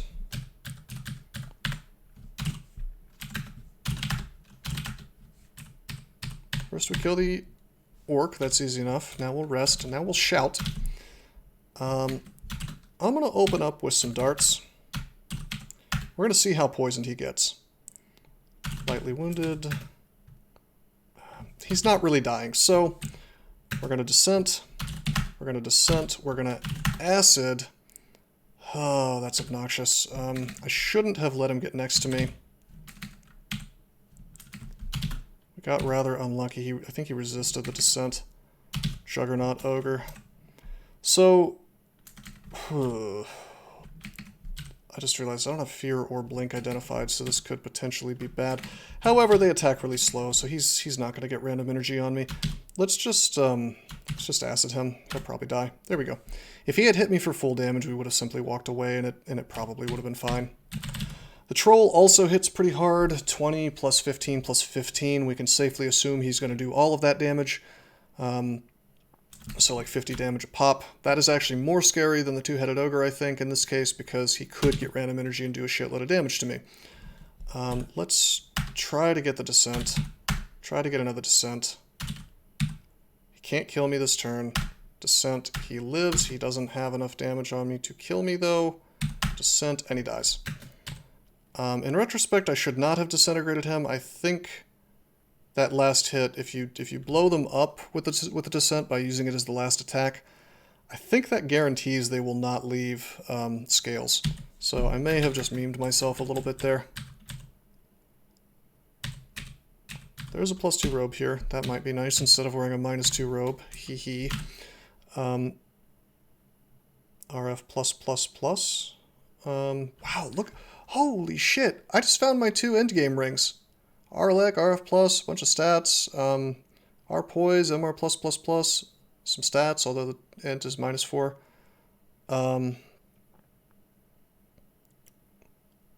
Really good items. Good use of resources, I think. We can wear this Amulet of Reflection, that's huge.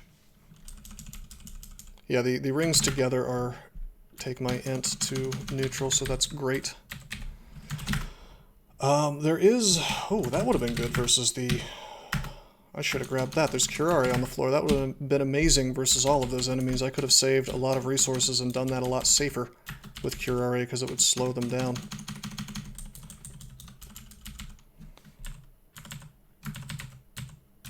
So you're probably wondering, why did I use the wand instead of attacking? And the reason is because attacking I could miss. The wand is, in most cases, going to be more likely against something with low MR to actually do the damage. Yeah, the +5 protection would be nice, but remember we're in Ashenzari land and I have both my rings cursed, so we're basically trapped with the rings that we've got until I find a remove curse scroll. And then we have all these options open to us. But until then I'm just memed.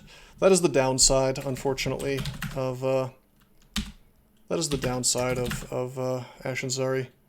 But I wouldn't trade the immunity to shafts for anything really. It's totally worth it. Quick swap Zom. That would not uncurse my items. Okay, it's fine. We'll find more remove curse. It's gonna happen. Okay, let's go down. We can fight a moccasin and win. So auto-explore, tabbing the easy stuff. Still tabbing the easy stuff. This is a little harder. Let's back off from this stuff. Let's be smart.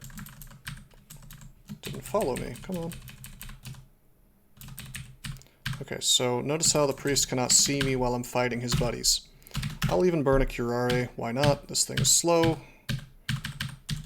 would have taken way more damage there if I hadn't slowed him with Cure RA.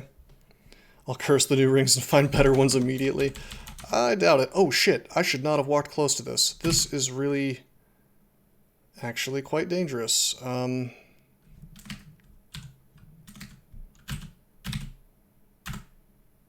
he's slowed. So see how much damage he's doing to me? These things are rough and tumble, man. They can cover ground quickly.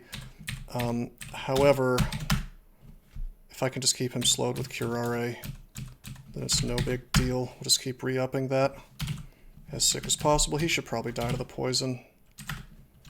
Throw some regular darts at him. Throw another Cure RA at him. Ooh, that missed. Okay. Alright, we're going to try to descent him a couple of times and he goes down. That was worth using resources. I shouldn't have walked next to him. Covers ground quickly means that he will move quickly, but he will not attack quickly. So he'll only get one attack per turn. Has that been stated for the tutorial? Probably not this one. Probably in a past one. So if something is fast, like it may very well attack you 1, 2, 3, maybe even like 4 times per turn, depending on how slow you are, how slow the things you're doing are, especially if it reads extremely fast. But covers ground quickly. He'll just approach faster. Kind of like how a Spriggan, as a character, you'll move quicker, but you will not attack quicker. You can just melee regular ogres now.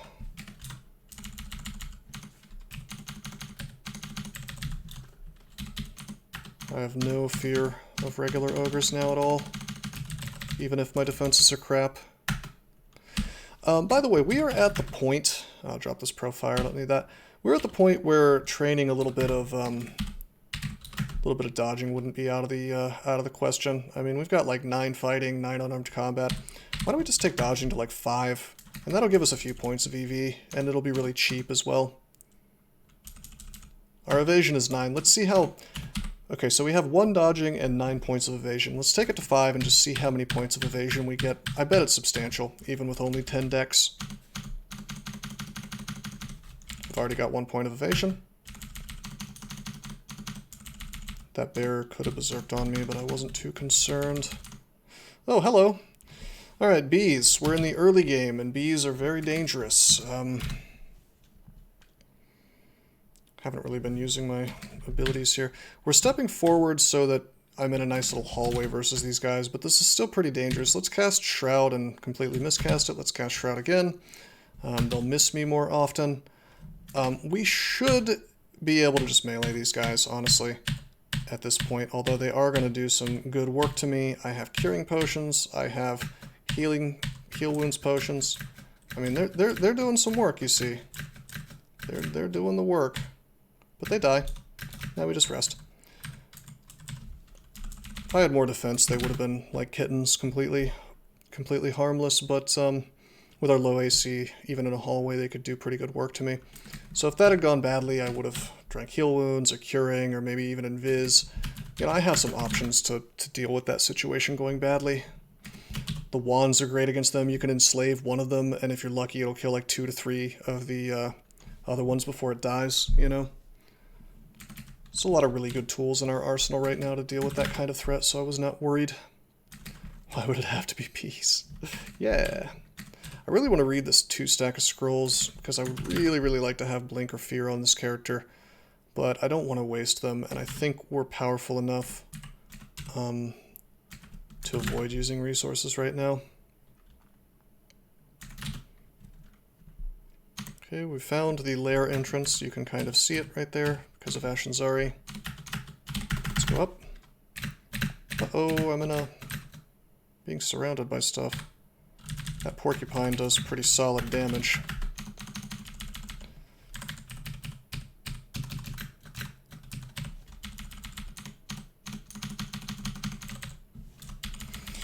To be honest, as soon as I find a remove curse scroll, I might be more inclined to, instead of uncursing these 2 rings, I honestly might be more inclined to curse this Amulet of Reflection, because that will give me better casting, which I should be... Oh, God damn it. Descent. Didn't work. Ferrari. There, he's slowed.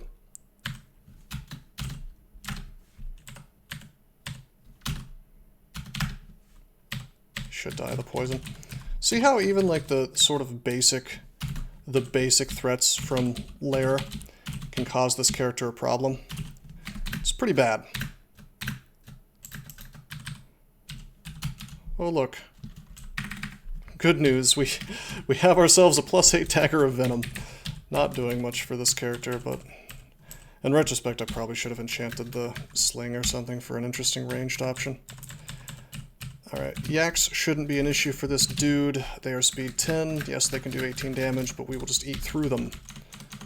Oh boy, that's a two-headed ogre. Let's curare him. Let's try to curare him again. It failed. Let's try to curare again. It finally worked. Let's back off before he gets 1,000,000 damage on me. Curare again. As sick as possible. I don't want to use my wand charges. We're just going to melee him. Okay, that's fine. He's still slowed. Melee again. We miss. Take a step away. He's not slow anymore. I tell you what. I am going to burn one acid charge on him. Then I'm going to close this door. Actually, I'm going to use the dart. I just knew he would die of the poison, most likely. Alright, dodging is now, I guess, 5.7, and we got a solid 3 points of EV. Why don't we take that up to a nice even 6? I think that'll give me 1 more point, maybe. Where do we get these sick curare darts? I think last floor. It's very useful. Uh-oh! Alrighty, so this is Gastronach. He does something like 50 damage to me at ranged if he wants to, if his airstrike rolls well. Clearly we don't want to have a little brawl with him. We don't really have the tools to take him out. Maybe if I were to turn that two-headed ogre into a skeleton. Alright, we could make him. That's a good ally that does a lot of damage. And then if we like curare Gastronach and let this guy beat on him, then it might work. Yeah, every spell with an airstrike is a nerf to keep him from airstriking every turn. Correct. Turn this into a skeleton. Like, we can get a lot of allies versus him. Man, he's right there. I'm just gonna go. Alright. We'll curare him. He is slowed. And we can order our boys to attack him, and he can still do just a ton of damage to me every turn, so we're going to be at the edge of line of sight. If he started airstriking me for a ton of damage every turn, not impossible that I could die. On the other hand, he's slow by default. That means his actions are very slow. He doesn't take very many. Quaff stabbing and net him. That would probably work, but it could possibly get me killed, so I don't want to do that. Yeah, he's slow on top of being naturally very slow, so we're just going to see what these fellas can do, and if I start taking a bunch of damage, he's no longer moving slowly, that's okay. Order my guy to retreat in this direction, order him to attack. See, look, it's doing solid-ass damage to him. It may even kill him. Hell yeah! Animate Skeleton, level 1 spell. You know, they're busy removing stupid shit like Regenerate. You know, they're busy rebalancing stuff, but the actual best spells in the game, they never seem to touch. Like Animate Dead, Vile Clutch, Lightning Spire, it's insane. Felids get the stab on their claws, not trolls. So Felids have very special claws. Sneaky cats. Okay, so ordinarily, we didn't get a point of EV yet. Let's, was I at 11 before, or 12? Let's train that up a little more. Ordinarily, I would have just ignored Gastronach, left him alone, but now we get a free hat of See Invisible. Although Ashenzari already let me see Invisible, so the devs like to change random arbitrary things and leave the big holes unpatched. Well, it's strange because they have just a hilarious wealth of incredibly good, thoughtful players. Not just me, plenty of other people too, who will tell them what's what, and they just don't want to listen to them. And instead, they will only listen to their sycophants, basically. It's really unfortunate. Alright, this is Pikel. He can spawn with a Whip of Electrocution, which is real spooky. However, today he only has a Whip of Flaming. He did have a might potion though, so we saw him drink that. That would have identified. So the smoky blue is not might for sure. I'm not worried about taking damage from him. We have RF plus, so his flaming whip won't even do that much extra damage. I'm just going to duke it out with him. He dies. Dodging has still not actually yielded me another point of EV, so we're going to train a little bit more. His slaves are now free. That magic resistance, I mean, I'd really like to wear it instead of this cursed robe. Just saying. Okay, we do not have RC plus right now, so I got to be careful against this thing. We'll use a wand of flame and then just fight it. He dies. +2 ring of slaying. I don't care about that. Alrighty, so typically I will say to go to lair immediately as soon as you find it on any character. With Ashenzari, it's a little bit more of an option, because the reason we go into lair immediately is to avoid getting shafted, because the chance of getting shafted goes up by a lot as soon as you get to dungeon floor 10. So it could go very badly very quickly. We don't have to worry about that. With that said, the stuff in dungeon has a potential to really target my magic resistance and do things like enslave me. And I don't have the ability to swap to my kick-ass MR+++ ring yet, so I think we are just going to go straight into lair. Spiny Frog. So we have no defenses. Not really any defenses. This guy does 26 damage pop, and he can actually hit me twice in a turn, so he could kill me in a couple turns, basically. So we're going to have to treat every one of these guys as a top-tier threat. Even worse for me is the fact that he's resistant to poison, so I cannot curare him. So honestly, I don't feel bad about using actual, genuine resources against him. That's what they're for. So we're going to descent, we're going to descent, we're going to descent, we're going to descent, and he's going to die. This fella can do 34 damage to me. Yeah, spiny frogs are more dangerous than hydras. This guy can only move at speed 10, so while he can hit me like a truck, if he starts to do that, like so, I can just walk away for a little bit. What's up, my brother? Okay, he can just bite the slave, that's cool. Crap. Walk away. The idea is that I want to have 34 times 2 hit points, so at least 68, so that if he hits me, I'm not worried about instantly dying, right? Let me just walk away. This is called column dancing. Works very well on any character, but especially on a troll, because my hit points come back so quickly. See, he rolls well, no big deal. Bye-bye. Bye-bye, my friend. Just keep walking around. And barring random energy screwing me over, there's not a whole lot he can do to me. He actually got negative random energy there. But I don't trust that. Let's get a little more hit points and we'll swing. Got him. Eventually the game cooperates and the thing dies. Yeah, mambas are even more dangerous than spiny frogs. So we're going to lure these fellas. Fight them ideally one at a time. Oh, our EV has gone up by a point, so I'm going to stop training dodging. I'm going to get a little lazy now and just sort of... I'm just going to sort of train unarmed combat to like 15. The real terror of lair is mid-May. Yeah. Let's curare this guy. He is slowed. Poison him a little more, and we'll just melee him and he dies. Spiny frog, again, using my resources a bit. Do I want to try to melee him? It's dangerous. I'm going to try to save some resources by using flame instead. Ouch. We'll melee, he dies. That was a bit dangerous. We probably shouldn't do that, because if I'm in melee with him, I really only have... Right now I really only have one move that stands a really great chance of dealing with him and letting me get away, and that is to throw my net. Otherwise I'm sitting there trying to overheal his damage, which is just more than I can handle with heal wounds. And like, I don't have blink, I don't have fear. Technically I could cast slow on them, that would probably be helpful, but my spell power is awful.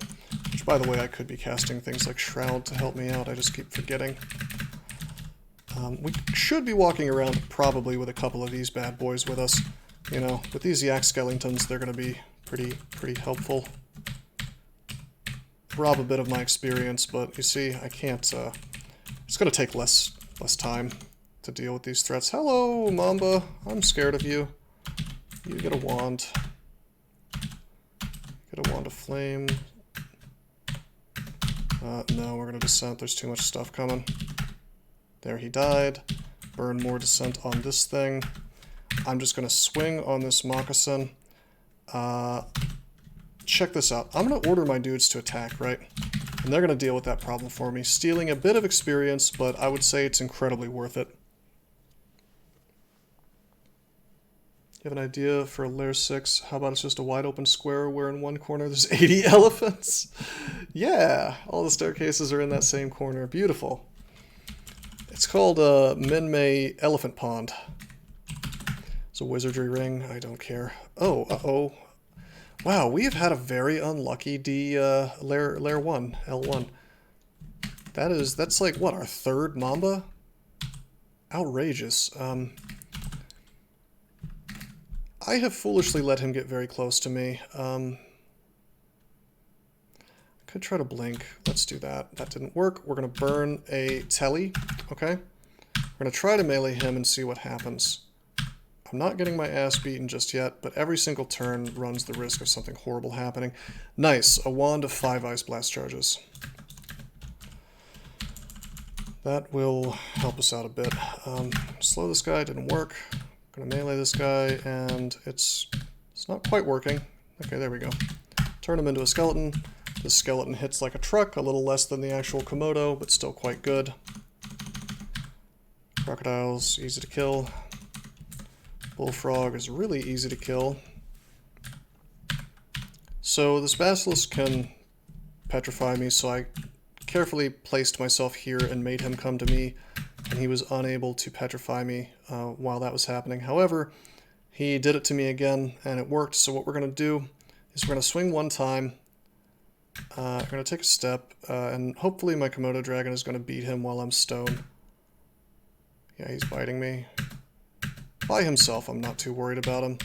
If there was like a hydra or something nearby, or a Komodo dragon, I would be horrified, but it's no big deal. Let's drop Ring of Intelligence. Let's drop some of this crap that we don't need. Ring of Flight we won't need, probably. Ring of Protection is nice, but I'm not going to wear the +4. RF Plus and Synv we will not need, because we have RF Plus from a better source. Okay, that's good for now. Orb of Knoll, they have Bolt of Net and Malmute Halberd. It's pretty good. I'll build that fork. Alright, so there is our Mamba. Like the Spiny Frog, he is actually resistant to poison, so Curare will not slow or poison him. We could kind of buff up and try to kill him. You know, I could sit here and try to slow him a couple times. It's not working, 37% chance anyway. So we'll just descent. And he'll die.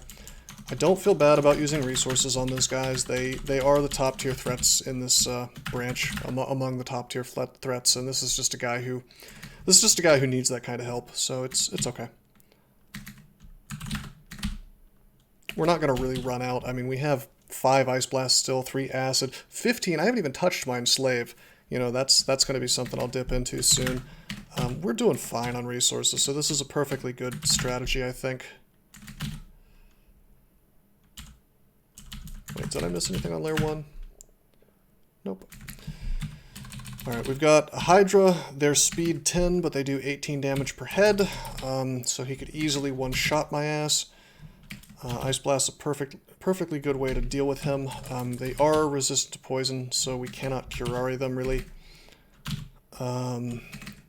Skeletons are a nice way to deal with them, but we don't have any right now. I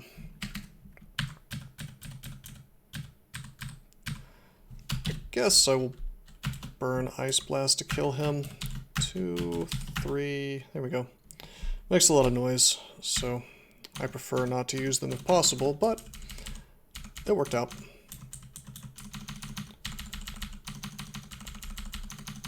But yeah, all these threats that I basically need to use resources for are another really good reason for me to be walking around with skeletons, even if they're going to steal some of my experience by killing, doing damage to my enemies. Like, right here. I can safely melee this thing, and if it starts beating me, I can just walk away. Oh my god, it's rough. Does it count as one shot if it has 7 heads? I don't know. This is a problem. This is potentially a big problem. Let's try to enslave. That worked, although he's hurt, so he'll probably die. Holy shit, this is actually quite bad. I'm gonna invis. That will make him less likely to be able to hit me. We're gonna walk away, he's gonna follow me. He can't get too many hits on me while I'm walking away, and eventually he gets a bit distracted by my enslaved Mamba.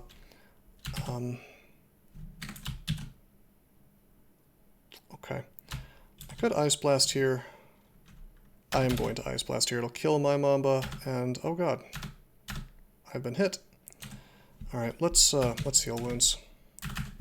Step away.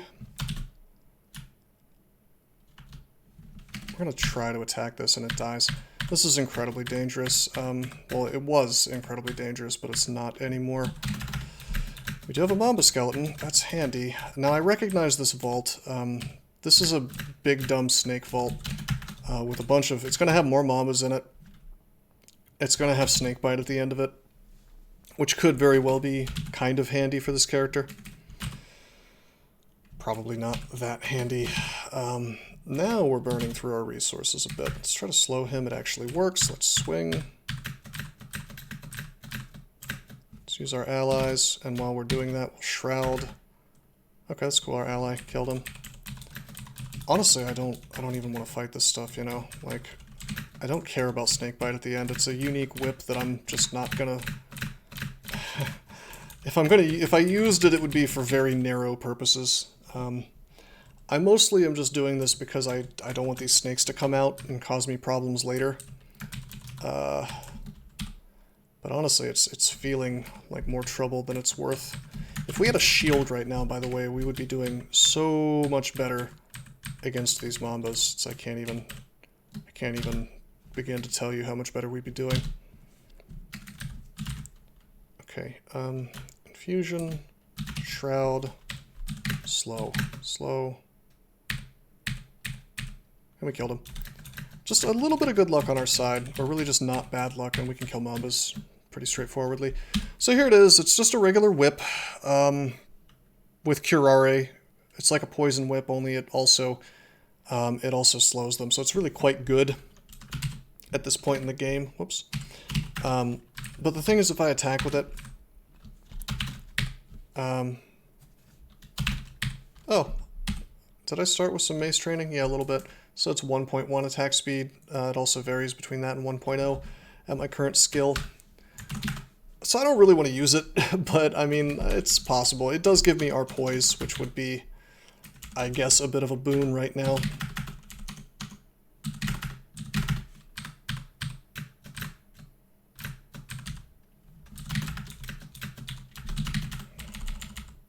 Okay, Spiny Frog, Shroud, Infusion, Slow, didn't work. Always run behind my allies. Okay, more intelligence. Get as many skeletons as I can. Infusion, Shroud, just buff up before every fight. What a no-brainer, guys! Let's remove those spells. I should have stepped up before I fought this stuff. None of this stuff, the Hippogriff, the Komodo Dragon, none of it's faster than me except for the Spiny Frog. With that said, I'm pretty spooked by the Spiny Frog right now. So why don't we take some steps out of here. I'd love to immolate right now, but we don't have that identified. Let's just reset this fight. Spiny Frog's faster than me, but not fast enough to catch me when I'm that far away. Porcupine, infuse, shroud, slow doesn't really work. If we had more hex training, we would be able to slow things a little more effectively. But I'm just not really... I'm not really thinking that's going to do as much for me as simply getting more unarmed combat, especially since that'll stop being useful pretty quickly. On the other hand, the cost is only 4, so maybe we should. Maybe. Any other options for magic? Could be using the new nerfed Conjure Flame. I would have gotten it in a heartbeat if it was the non-nerfed version, but we're playing in Trunk, and it's really goddamn awkward to use now. It used to be you could put a little cloud of flame anywhere relatively close to you except for on top of a monster, and now it spawns on top of you, and if you walk away, then if something walks into it, then on that next turn, then the fire cloud doesn't show up. It just kind of like disappears, so it's really, really lame. I tell you what we're going to do, actually. This is kind of a wacky choice, but this is not bad. We're going to get Vamp Drain. We have a little Necromancy already. We'll take that to like 5. I have a -2 aptitude in Necromancy. That's not bad. Vamp Drain would help me deal with some of this crap without having to use resources. Hadn't thought of that, but it bypasses the fact that Mambas and Spiny Frogs and whatnot have really good evasion, and it gives me a little hit points back. So that's not bad.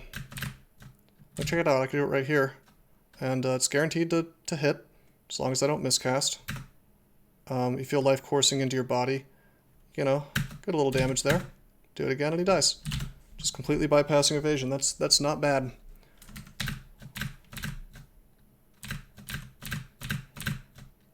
You would never really see me doing this on most trolls, because my int would be a little worse because I wouldn't have been pumping it, and my skills would be significantly worse because I wouldn't have the help of Ashenzari. Oh hey, we have Remove Curse. Alright, so we have a really big choice to make. Remove Curse. We could remove the curse on these rings and wear better rings, but that would take away my skill boost, which actually matters more to me right now than anything else. I could save the thing for when lair is over, and then maybe do that after that and see how our skills are. I think instead, as wacky as it sounds, I think I'm just going to curse my Amulet of Reflection and get even more magic skills. I think that is the right move. Let's curse it up. Yeah, let's do that. You're fully bound in jewelry. That pumped Necromancy to 6 immediately. And everything else up further as well. 9% chance to fail. That's not half bad. And the cost is still rather low for Necro, so let's take that to like 7. So check this out. If this thing starts doing big damage to me, I'm just gonna... Well, I killed it, but I would have just Vamp Drained it, you know? We got a book. Oh, summon spells. Okay. Feels weird going for summon spells and anything else, any other kind of magic on a troll, but it actually makes sense for us to get butterflies. I cast that, it just makes a bunch of little dudes around me. Let's train summonings to 1, just to make the Ashenzari benefit kick in a little more. It just blocks, basically. It's a good escape spell. Alright, Necromancy 7, that's more than enough, really. Actually, I'll take summons to 2. We are going to then train unarmed combat and fighting.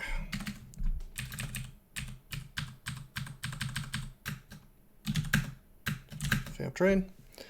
Not bad.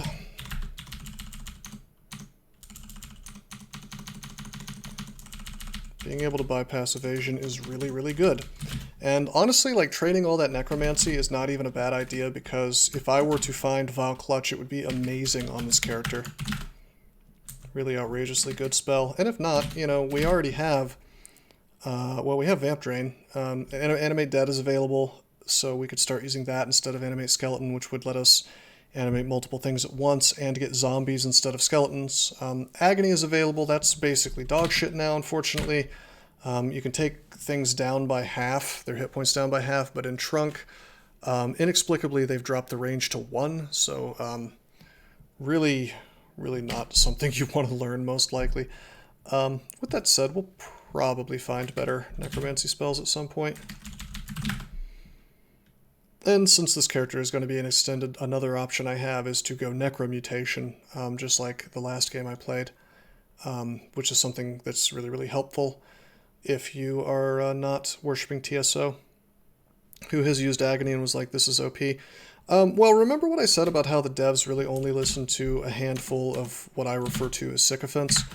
There is a guy named Worms who does most of the art for the game these days, Worms of Can, and he uses Agony a lot. Let's use Shroud here. He uses Agony a lot, and he thinks it's one of the best spells in the game. And so I suspect that what happened is one of the devs heard him talking about that, and just kind of took it on faith that it was true, even though basically anybody else would be able to tell you that it was a good spell, but by no means overpowered. We just found a Wand of Paralysis. That's nice. We are really just like swimming in good loot right now. It's really good stuff. I'm dropping... If you're wondering why I'm dropping some of these rings, like you saw me drop +3 Ring of Intelligence, +4 Ring of Protection, and I should have talked a little more about my choices there. I mean, basically, I just care so much more about the fact that I have these resistances available, you know, incredible resistances, that like I pretty much know I'm going to be wearing these 2 rings forever. And if this wasn't an Ashenzari character, you would see me doing things like, if there's like an ice monster, if there's something that does ice damage, I would swap probably to the Ring of Ice, and so on and so forth. But, I mean, I don't even need to really think about... I mean, I'm actually carrying more of these things than I even will need. But, we'll see. Hello, this is, wow, this is Spider, and there's a Tarantella here. He can do a ton of damage to me, and he can confuse me when he attacks me, so let's actually paralyze him. Try again, it worked. While he's paralyzed, I have a good bit of time, so Spiny Frog can't really get through him. Let's just put up some buffs. So we'll put up Shroud, we'll put up Infusion, we'll swing, and then we'll kill this.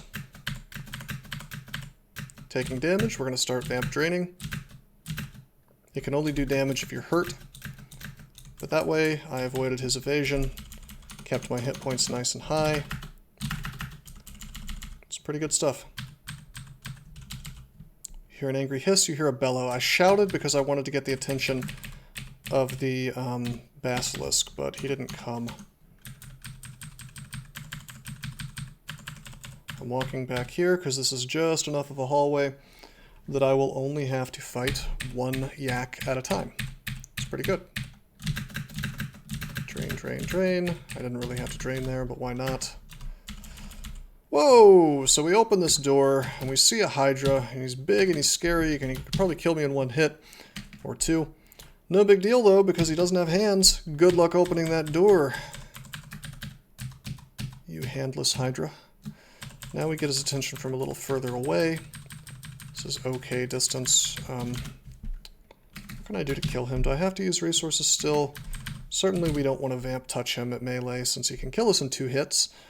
And he's still rather close for me, so let's, we want to get him at max range, so let's go up, then go down a different staircase, and then we'll just... Oh, hell, whoa, okay. Let's, Shroud. These guys are fast and do 20 damage, so just to be careful, we buff up before fighting him. But anyway, what we'll do is we'll get a few skeletons together, and then we'll go take him on. Hopefully he's still lurking about. There he is. Alrighty, so if I try to disintegrate, it's not as good as it is on other things, because he does have decent MR, so there's only a 57% chance in this case for me to succeed. But, I mean, I can do it. He resisted, but it had a pretty good chance. I mean, still better than half to do damage to him. So what I could do is I could just, like...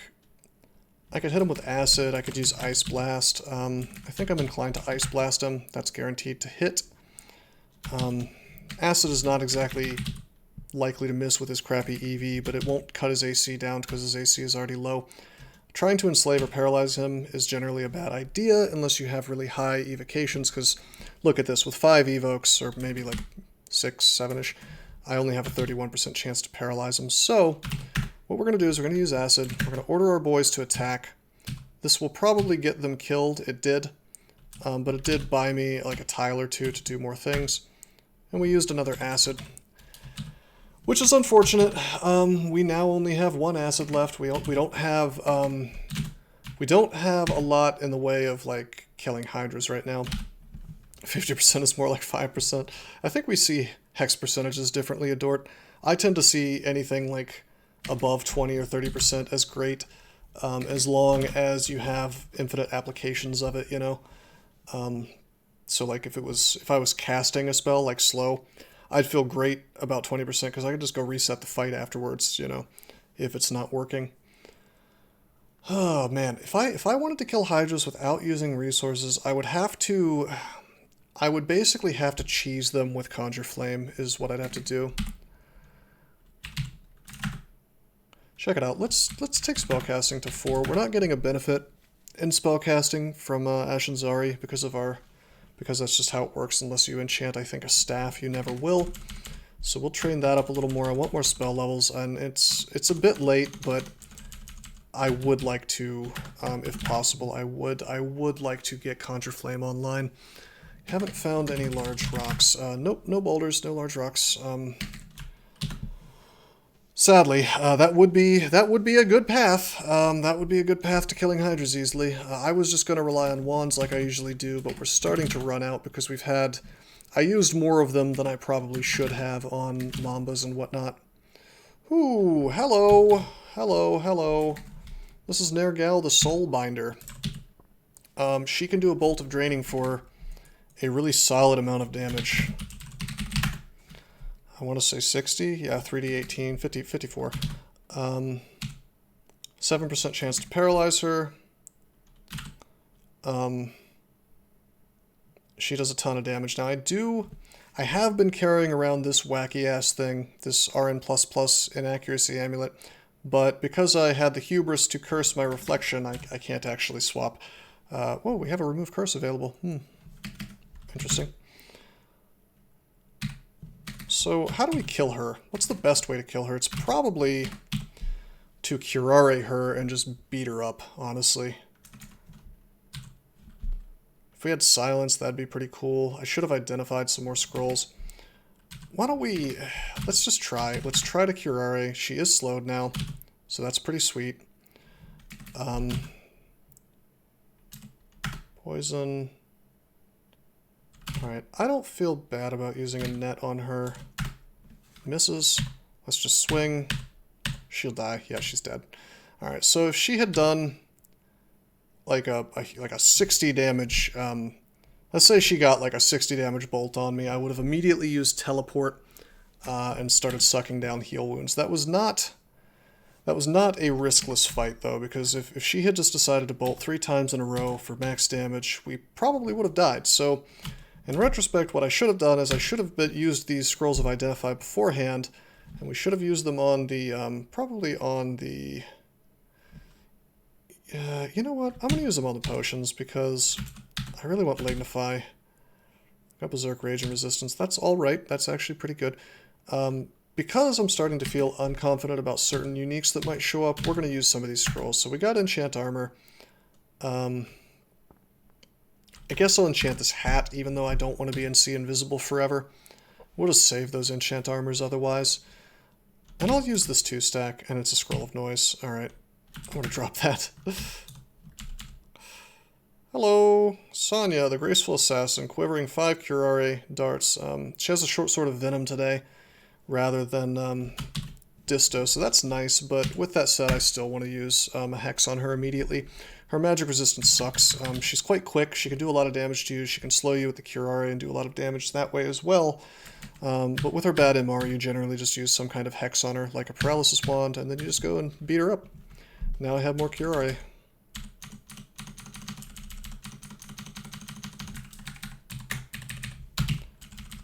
Whoa. Was that what I think it was? Did I see something amazing? Ah ha ha ha! Shields are just wonderful. Really, really great. So here's the thing about a shield on a troll. You're not likely to find anything that's going to give you good armor, alright, for a long time. But if you find a shield, that's almost as good. Because on top of being a big boy, and therefore the skill to remove penalty is only going to be 9 for a regular shield, or a kite shield as they're calling it these days. On top of that, it's like just having a shield in general, it's going to block attacks, you know? Which is quite good, especially in lair. If you can fight one thing at once, it makes you just incredibly strong. It's also going to make my spells much less castable, but that's okay because we're going to train shields and get that up. Yeah, train 36%. Well, I'll just melee this. It should be fine with the shield. Yeah, it worked out. Almost had to use a resource there. Now what I could do is, I sure wish I had more remove curse. I only have one. Honestly, I think I am going to go ahead and curse this shield. It's weird, but I will do it. Because that's going to give me extra shields and make my stuff more castable. I'm really kind of making some goofy choices because I am screwing myself out of access to these rings, but in this particular case, the ability to cast spells is helping me a lot. Let's also go ahead and burn all 3 of our enchant armors to have a +5 kite shield. 7-headed hydra, okay. I'm happy to use resources on him. But let's put ourselves in a position... Oh, there he is. Trolls get massively more survivable once you find a shield. That's absolutely true. Let's fight him on a staircase. And at max range. Okay, so we can... Well, let's roll the dice. Let's try to get some descent on him. Resist, blast. Resist, blast. Not the best. Not the best. It didn't go well. If he had just not resisted all of those, he would have gone down, but was statistically likely, I guess. We have to go up.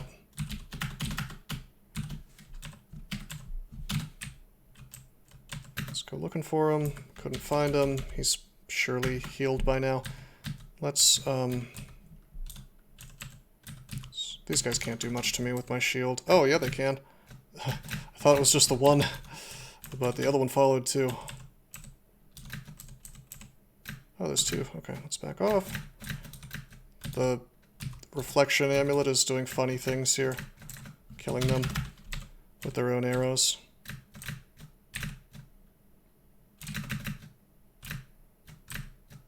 There we go.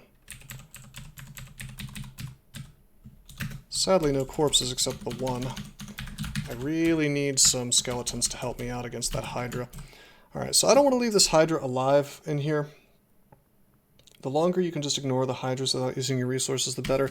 I agree, but I also disagree. And the reason is because if I leave these dudes alive, I could come up and there could just be a hydra waiting for me, you know? So I'm generally willing, if I have, you know, a reasonable way to kill them. Whoops. If I have a reasonable way to kill them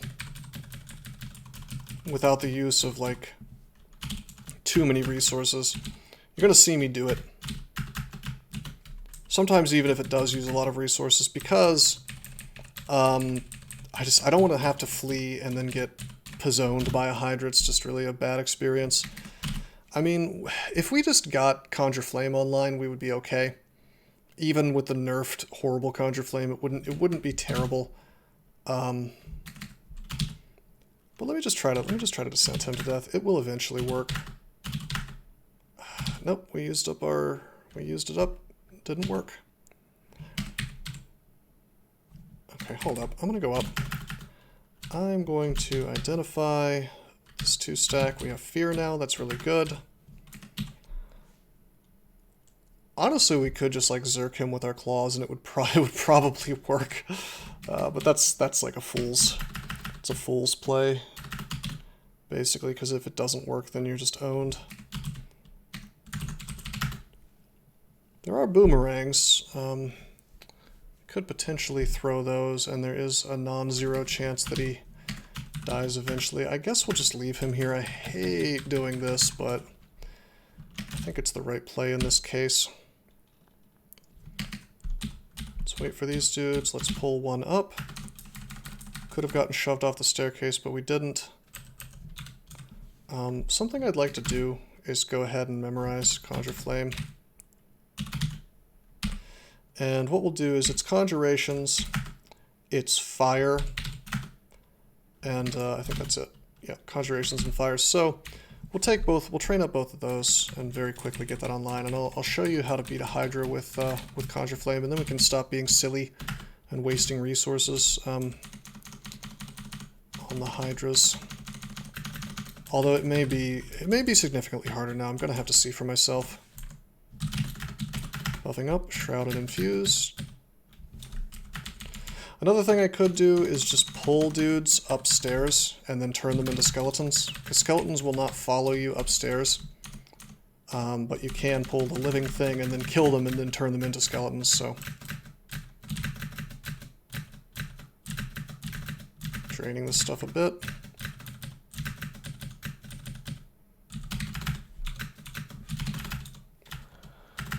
Your Ogre Transmuter died, but your Deep Dwarf Earth Elementalist is going well. Well, I'm sorry about your Ogre, but I'm glad about your Deep Dwarf.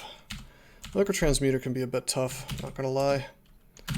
Identify, we have Vulnerability. That's one dead Hydra, virtually guaranteed, because we can paralyze them. Shroud, Infusion. Go to work on this dude. I'll just attack him. Not bad.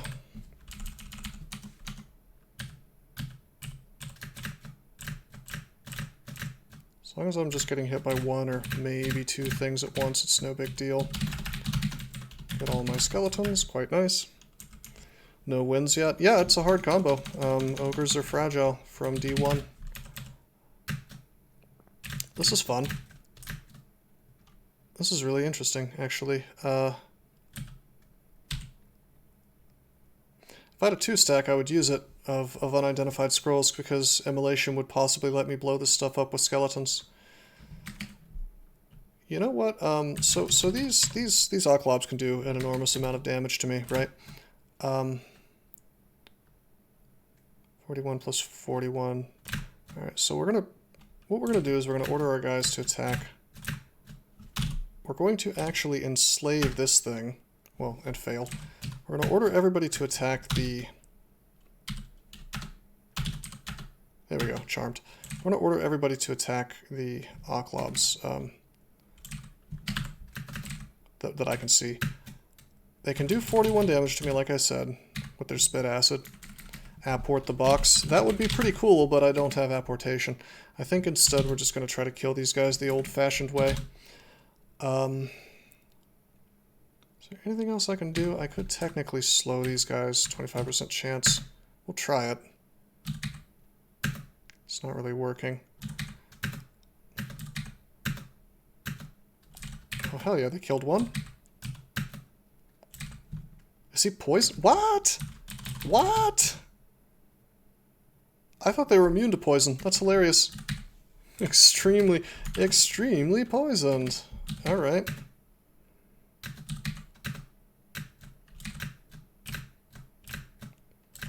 I mean, our allies are just basically solving this problem for me.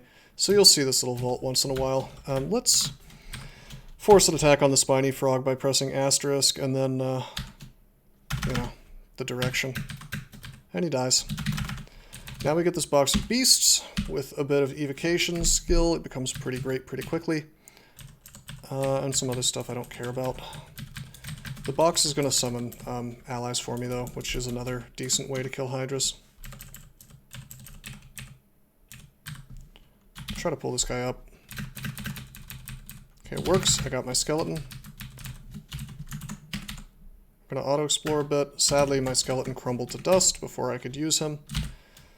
Conjure Flame, 61% fail rate. God damn. Once the shields is up, that'll be helpful. Wow, why do we suck so much at that? It's only a level 3 spell. Oh, right, because I'm a troll. My intelligence is low. Okay, we're gonna have to get these... We're gonna have to unfortunately get this up to, like, necromancy level, so this is honestly a bit of a waste of experience with the -3 aptitude in both of them, but we're gonna do it anyway. We'll get 5 points of conj, 5 points of fire. It won't be completely useless later in the game. In non-trunk, we could use brilliance to be better at casting it, but sadly that's just not the case anymore. It is what it is, though. Okay, let's not use our box of beasts. Let's not waste resources we don't have to use. Let's go back down here. Maybe we can try this again.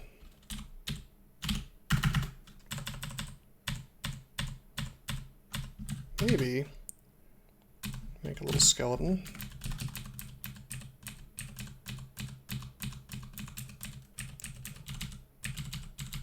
Shout for him.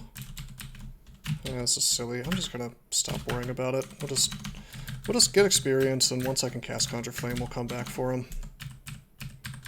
We'll make that work.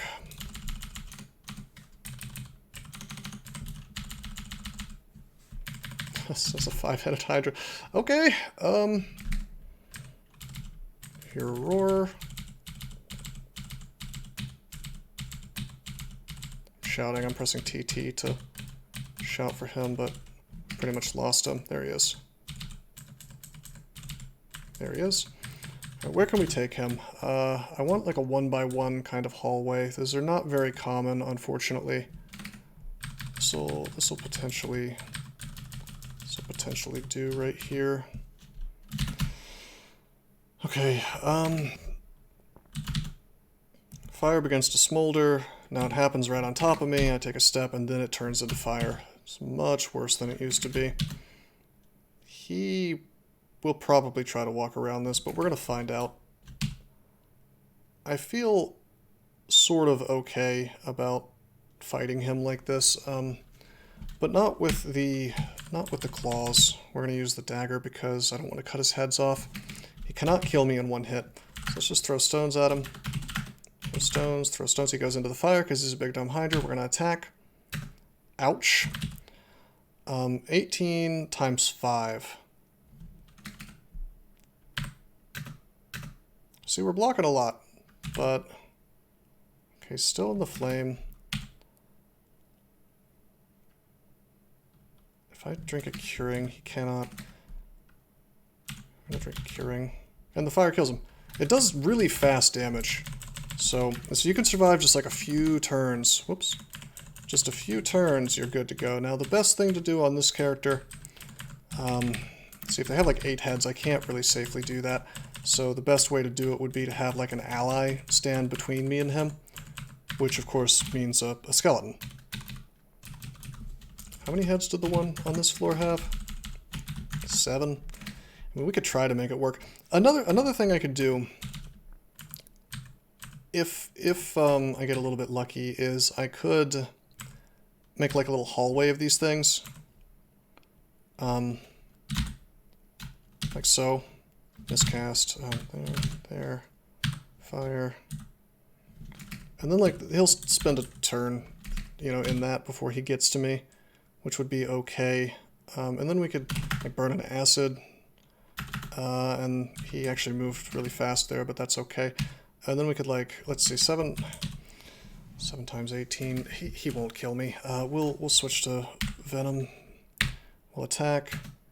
He gets a big attack on me. Swing one more time and he dies.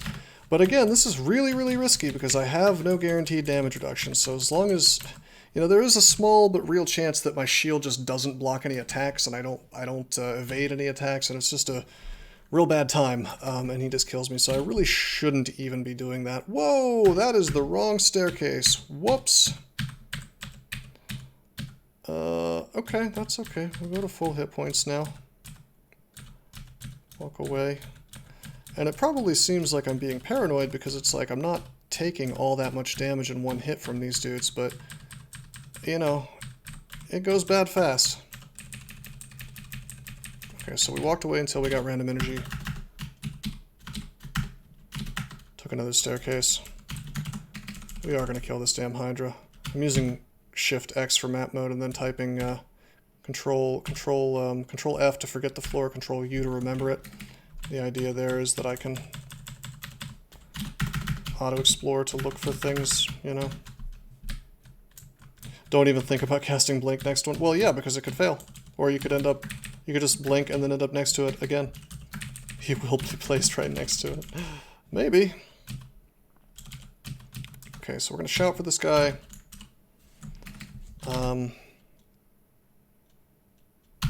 Check it out. I'm going to actually Shroud first.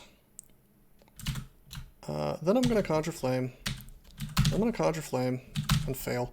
I'm going to Conjure Flame. Now here's the sick thing. Here's why Conjure Flame sucks now. If I were to step away, he would walk into this smoldering embers and he wouldn't actually, you know, he wouldn't actually take damage. It would just go away. And then if I stay here, I smother the flame. It sucks.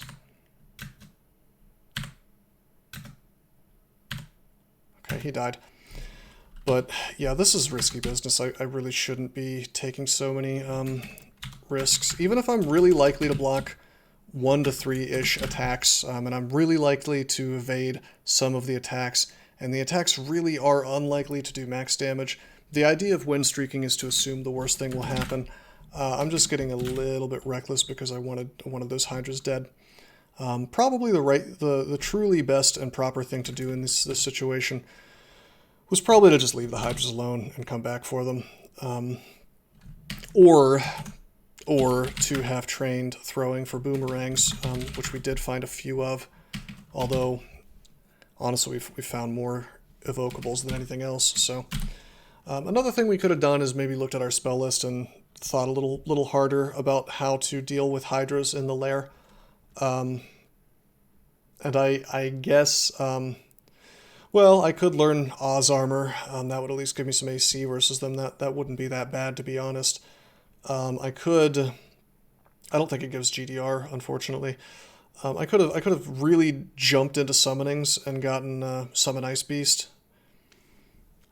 But probably the smartest thing would be just to ignore them. Alright, we're going to layer 6. A lot of dangerous things on layer 6. Usually. So we'll get our skeleton buddies. Whoops, that's a Rhyme Drake. He can slow my ass down. Shroud. Please stop flash freezing me. Holy shit. Let's Vamp Drain. Let's kill this thing quickly. There we go. Let's see if we can go up without these things shoving me, and we do. It's very cool, baby. Alright.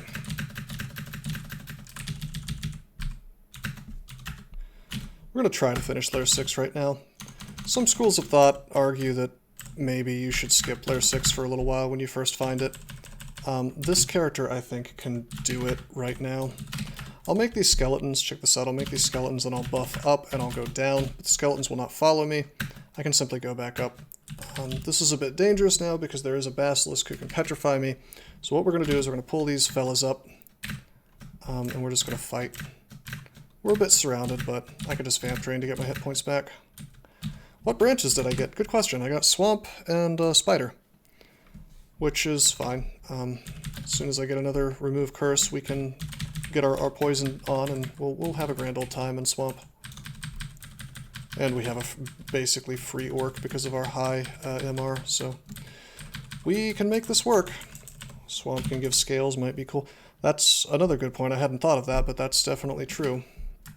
Let's try this third staircase and see what's in it. Whoa, Basilisk right next to me. We'll just fight him. If we get turned to stone, it's no big deal, as long as it's just him, you know. We're going to fight down here because I'd like to have skeletons, I'd like to have corpses. Hello! Hello, Mr. Cloak. Gives me another point of AC. Very cool. Let's identify. I'll identify a scroll. We have blinking now. Blinking is the magic. It is the #1 resource, man. When I have a scroll of blinking, I feel untouchable. Which is not to say you should just like use your resources willy-nilly, but you know, you're a lot stronger when you have one than when you don't. All right, so this is just a 4-headed hydra. I'm just gonna wear my dagger and swing on him, and he will die. I am going to. Well, there was an enchant weapon over there, but I didn't pick it up apparently. Too much stuff. So check this out. This is actually pretty sick. Hydra corpse, skeleton, boom, 4-headed hydra skeleton, hits like a truck. It's gonna solve any problem very quickly. Look at it just like tearing up this mamba. That wasn't even me doing that damage, that was just my hydra. Hey guys, we can switch to Jivia. I'm not doing that, but we could.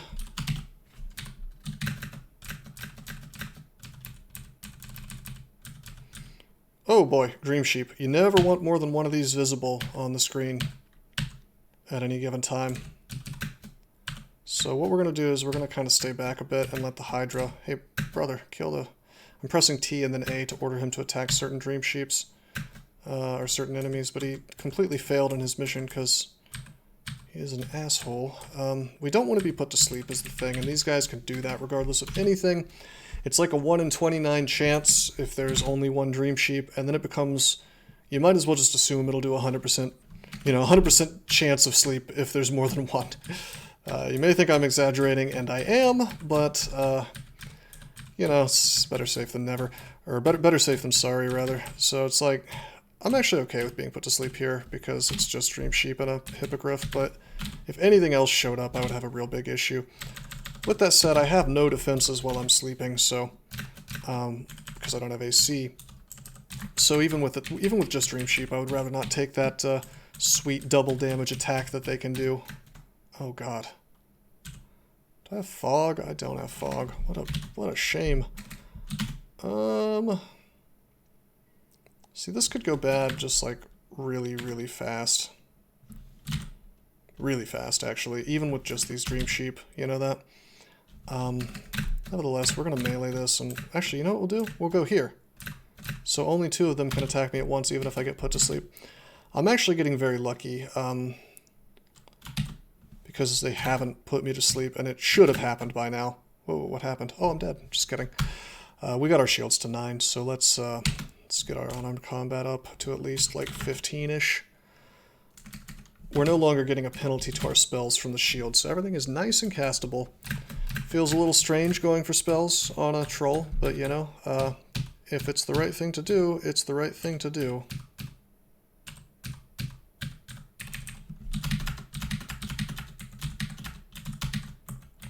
Something we could do is we could go ahead and amnesia... Actually, I'm going to do this. I'm going to amnesia animate skeleton, and then I'm going to learn animate dead, which is essentially the same spell, except it'll give me zombies, and I only have to cast it once to get multiple things. So, a little bit of a beefier type of summon, or ally. And I can just have a little help while I tear through this stuff. Not that I really need it versus these guys, but, I mean, it'll be nice to have a big pile of elephant zombies, like so. If I run into anything particularly spooky. Like this stuff, actually. Like blink frogs. Curare, nope. So like if this starts to go bad really at all, I can just walk away, and even though the blink frogs are quite quick, I can just let my allies handle it. I'm gonna vamp drain this thing.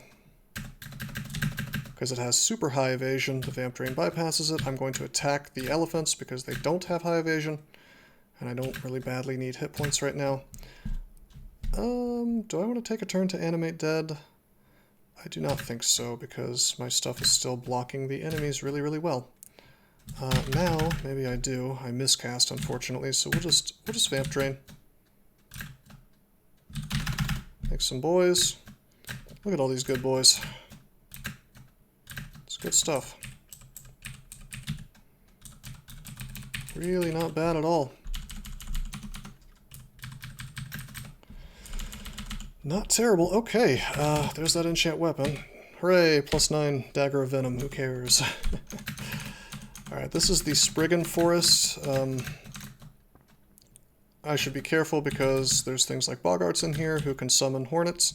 That's actually a real hornet, but I think he summons some as well. Hornets can paralyze me if they attack me. Some of these wolves are summons. Whoa, did I just miscast? Yeah, I did. So I'm going to put my zombies between me and the hornets, and we're just going to let them sort of deal with the hornets because I don't want to be in melee with them. The chance of getting paralyzed is just it's not worth it. And if they by chance they fail, it's no big deal, really. Oh yeah, that's right. They can summon hydras. Super cool stuff. I can summon all kinds of stuff. I'm gonna pull this up and we're gonna reset this fight because this is looking stupid. Hey, look at me! I have 3 hydras as allies. All right, these guys can hit pretty hard. Believe it or not, the basic Spriggans, they at least are hard to take care of, hard to kill because they have good evasion. But we can pretty much tear through them with the claws.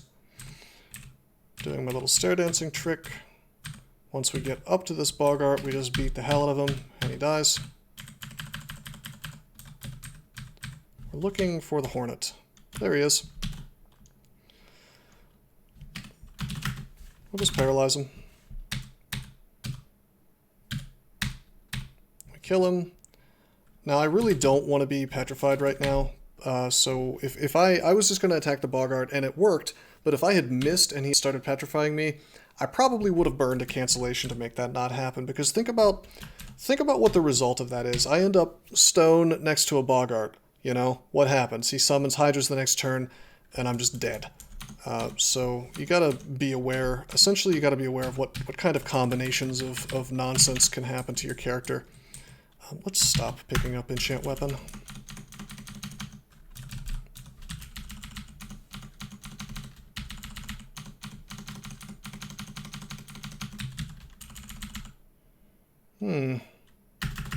Bunch of these little guys, no big deal. I could do a Conjure Flame. Oh, right. Hooray, the Spriggan's so fast he just kind of smothered the flame. That's great. Let's go back into a hallway so we can fight these one at a time. I will do Shroud. I will do Infusion. I will be a little concerned about this Hornet, but not as concerned because I know it's only going to be him attacking me, even if I get paralyzed, so it wouldn't be the end of the world with my 133 hit points. Maybe it would be. There's something coming. Let's burn a paralyze. It'll probably work, and it did. Okay, that was just a wolf. That wouldn't have been the end of the world either, but that was a tiny risk. I wouldn't say a huge one. I don't think there was any way I could have died there. Book of Ice.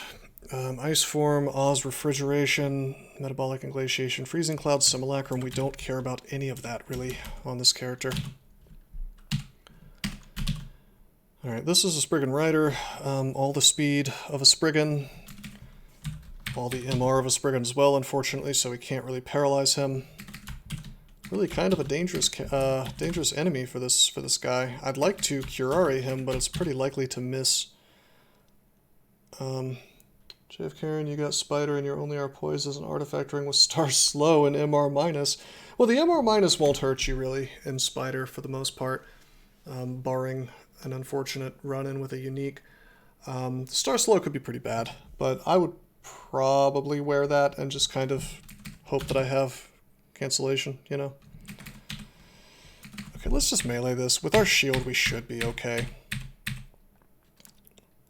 And I'll just melee the Hornet too. There we go. Level 14, very good. Yeah, well, if that happens, you just teleport, you know? No Sinv. Ouch.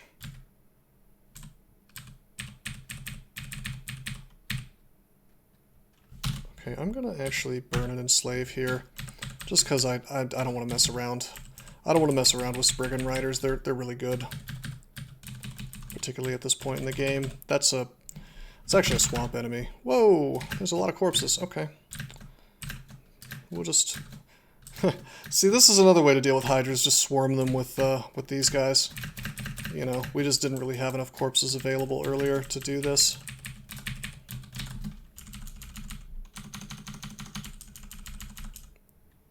That's a hydra. I'm just gonna go to my dagger. We'll just melee him. There we go. Hey, buddy.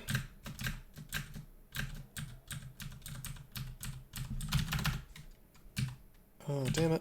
That spiny frog really screwed me over. He stepped into my Conjure Flame, so we'll charm him. We'll take a step back. We will use Conjure Flame. That won't work. Holy shit. I still gotta get used to this new Conjure Flame, so he stepped into it and it stopped it. This is only 7 heads. Let's make a Hydra zombie. Let's see how he does for me. Hydra on Hydra action. Pretty good. Worked out really well. Oh man, so I mean on a troll, once you get to this point, I mean, it behooves you to just kind of keep training unarmed combat, maybe train some armor or dodging. No use to... The only defenses that you should really train though at this point is actually fighting and dodging, unless you've found a good armor. But our only armor is like a robe, you know, and you don't get anything out of armor skill really if you're using a robe. So if we had like a dragon armor, it might be a good time, but we don't. At this point, I'm almost banking on stat form, though, if only because this guy's kind of going in the direction of being a caster anyway. But maybe not. Maybe not. It just depends on what we find. If we find like a gold dragon scale or something really early, chances are good I'm just going to say forget all this casting that we trained, which is a little bit of a waste, admittedly, but not too much. It got us through lair, after all. But I mean, yeah, if I find like a GDA, then it's probably worth. So we found our remove curse. So I think I am in fact going to go ahead and remove the curse on 2 rings. Pro Fire, Magical Power, and I'm going to get rid of this stupid robe. Not bound in jewelry anymore, so our spell casting sucks all of a sudden.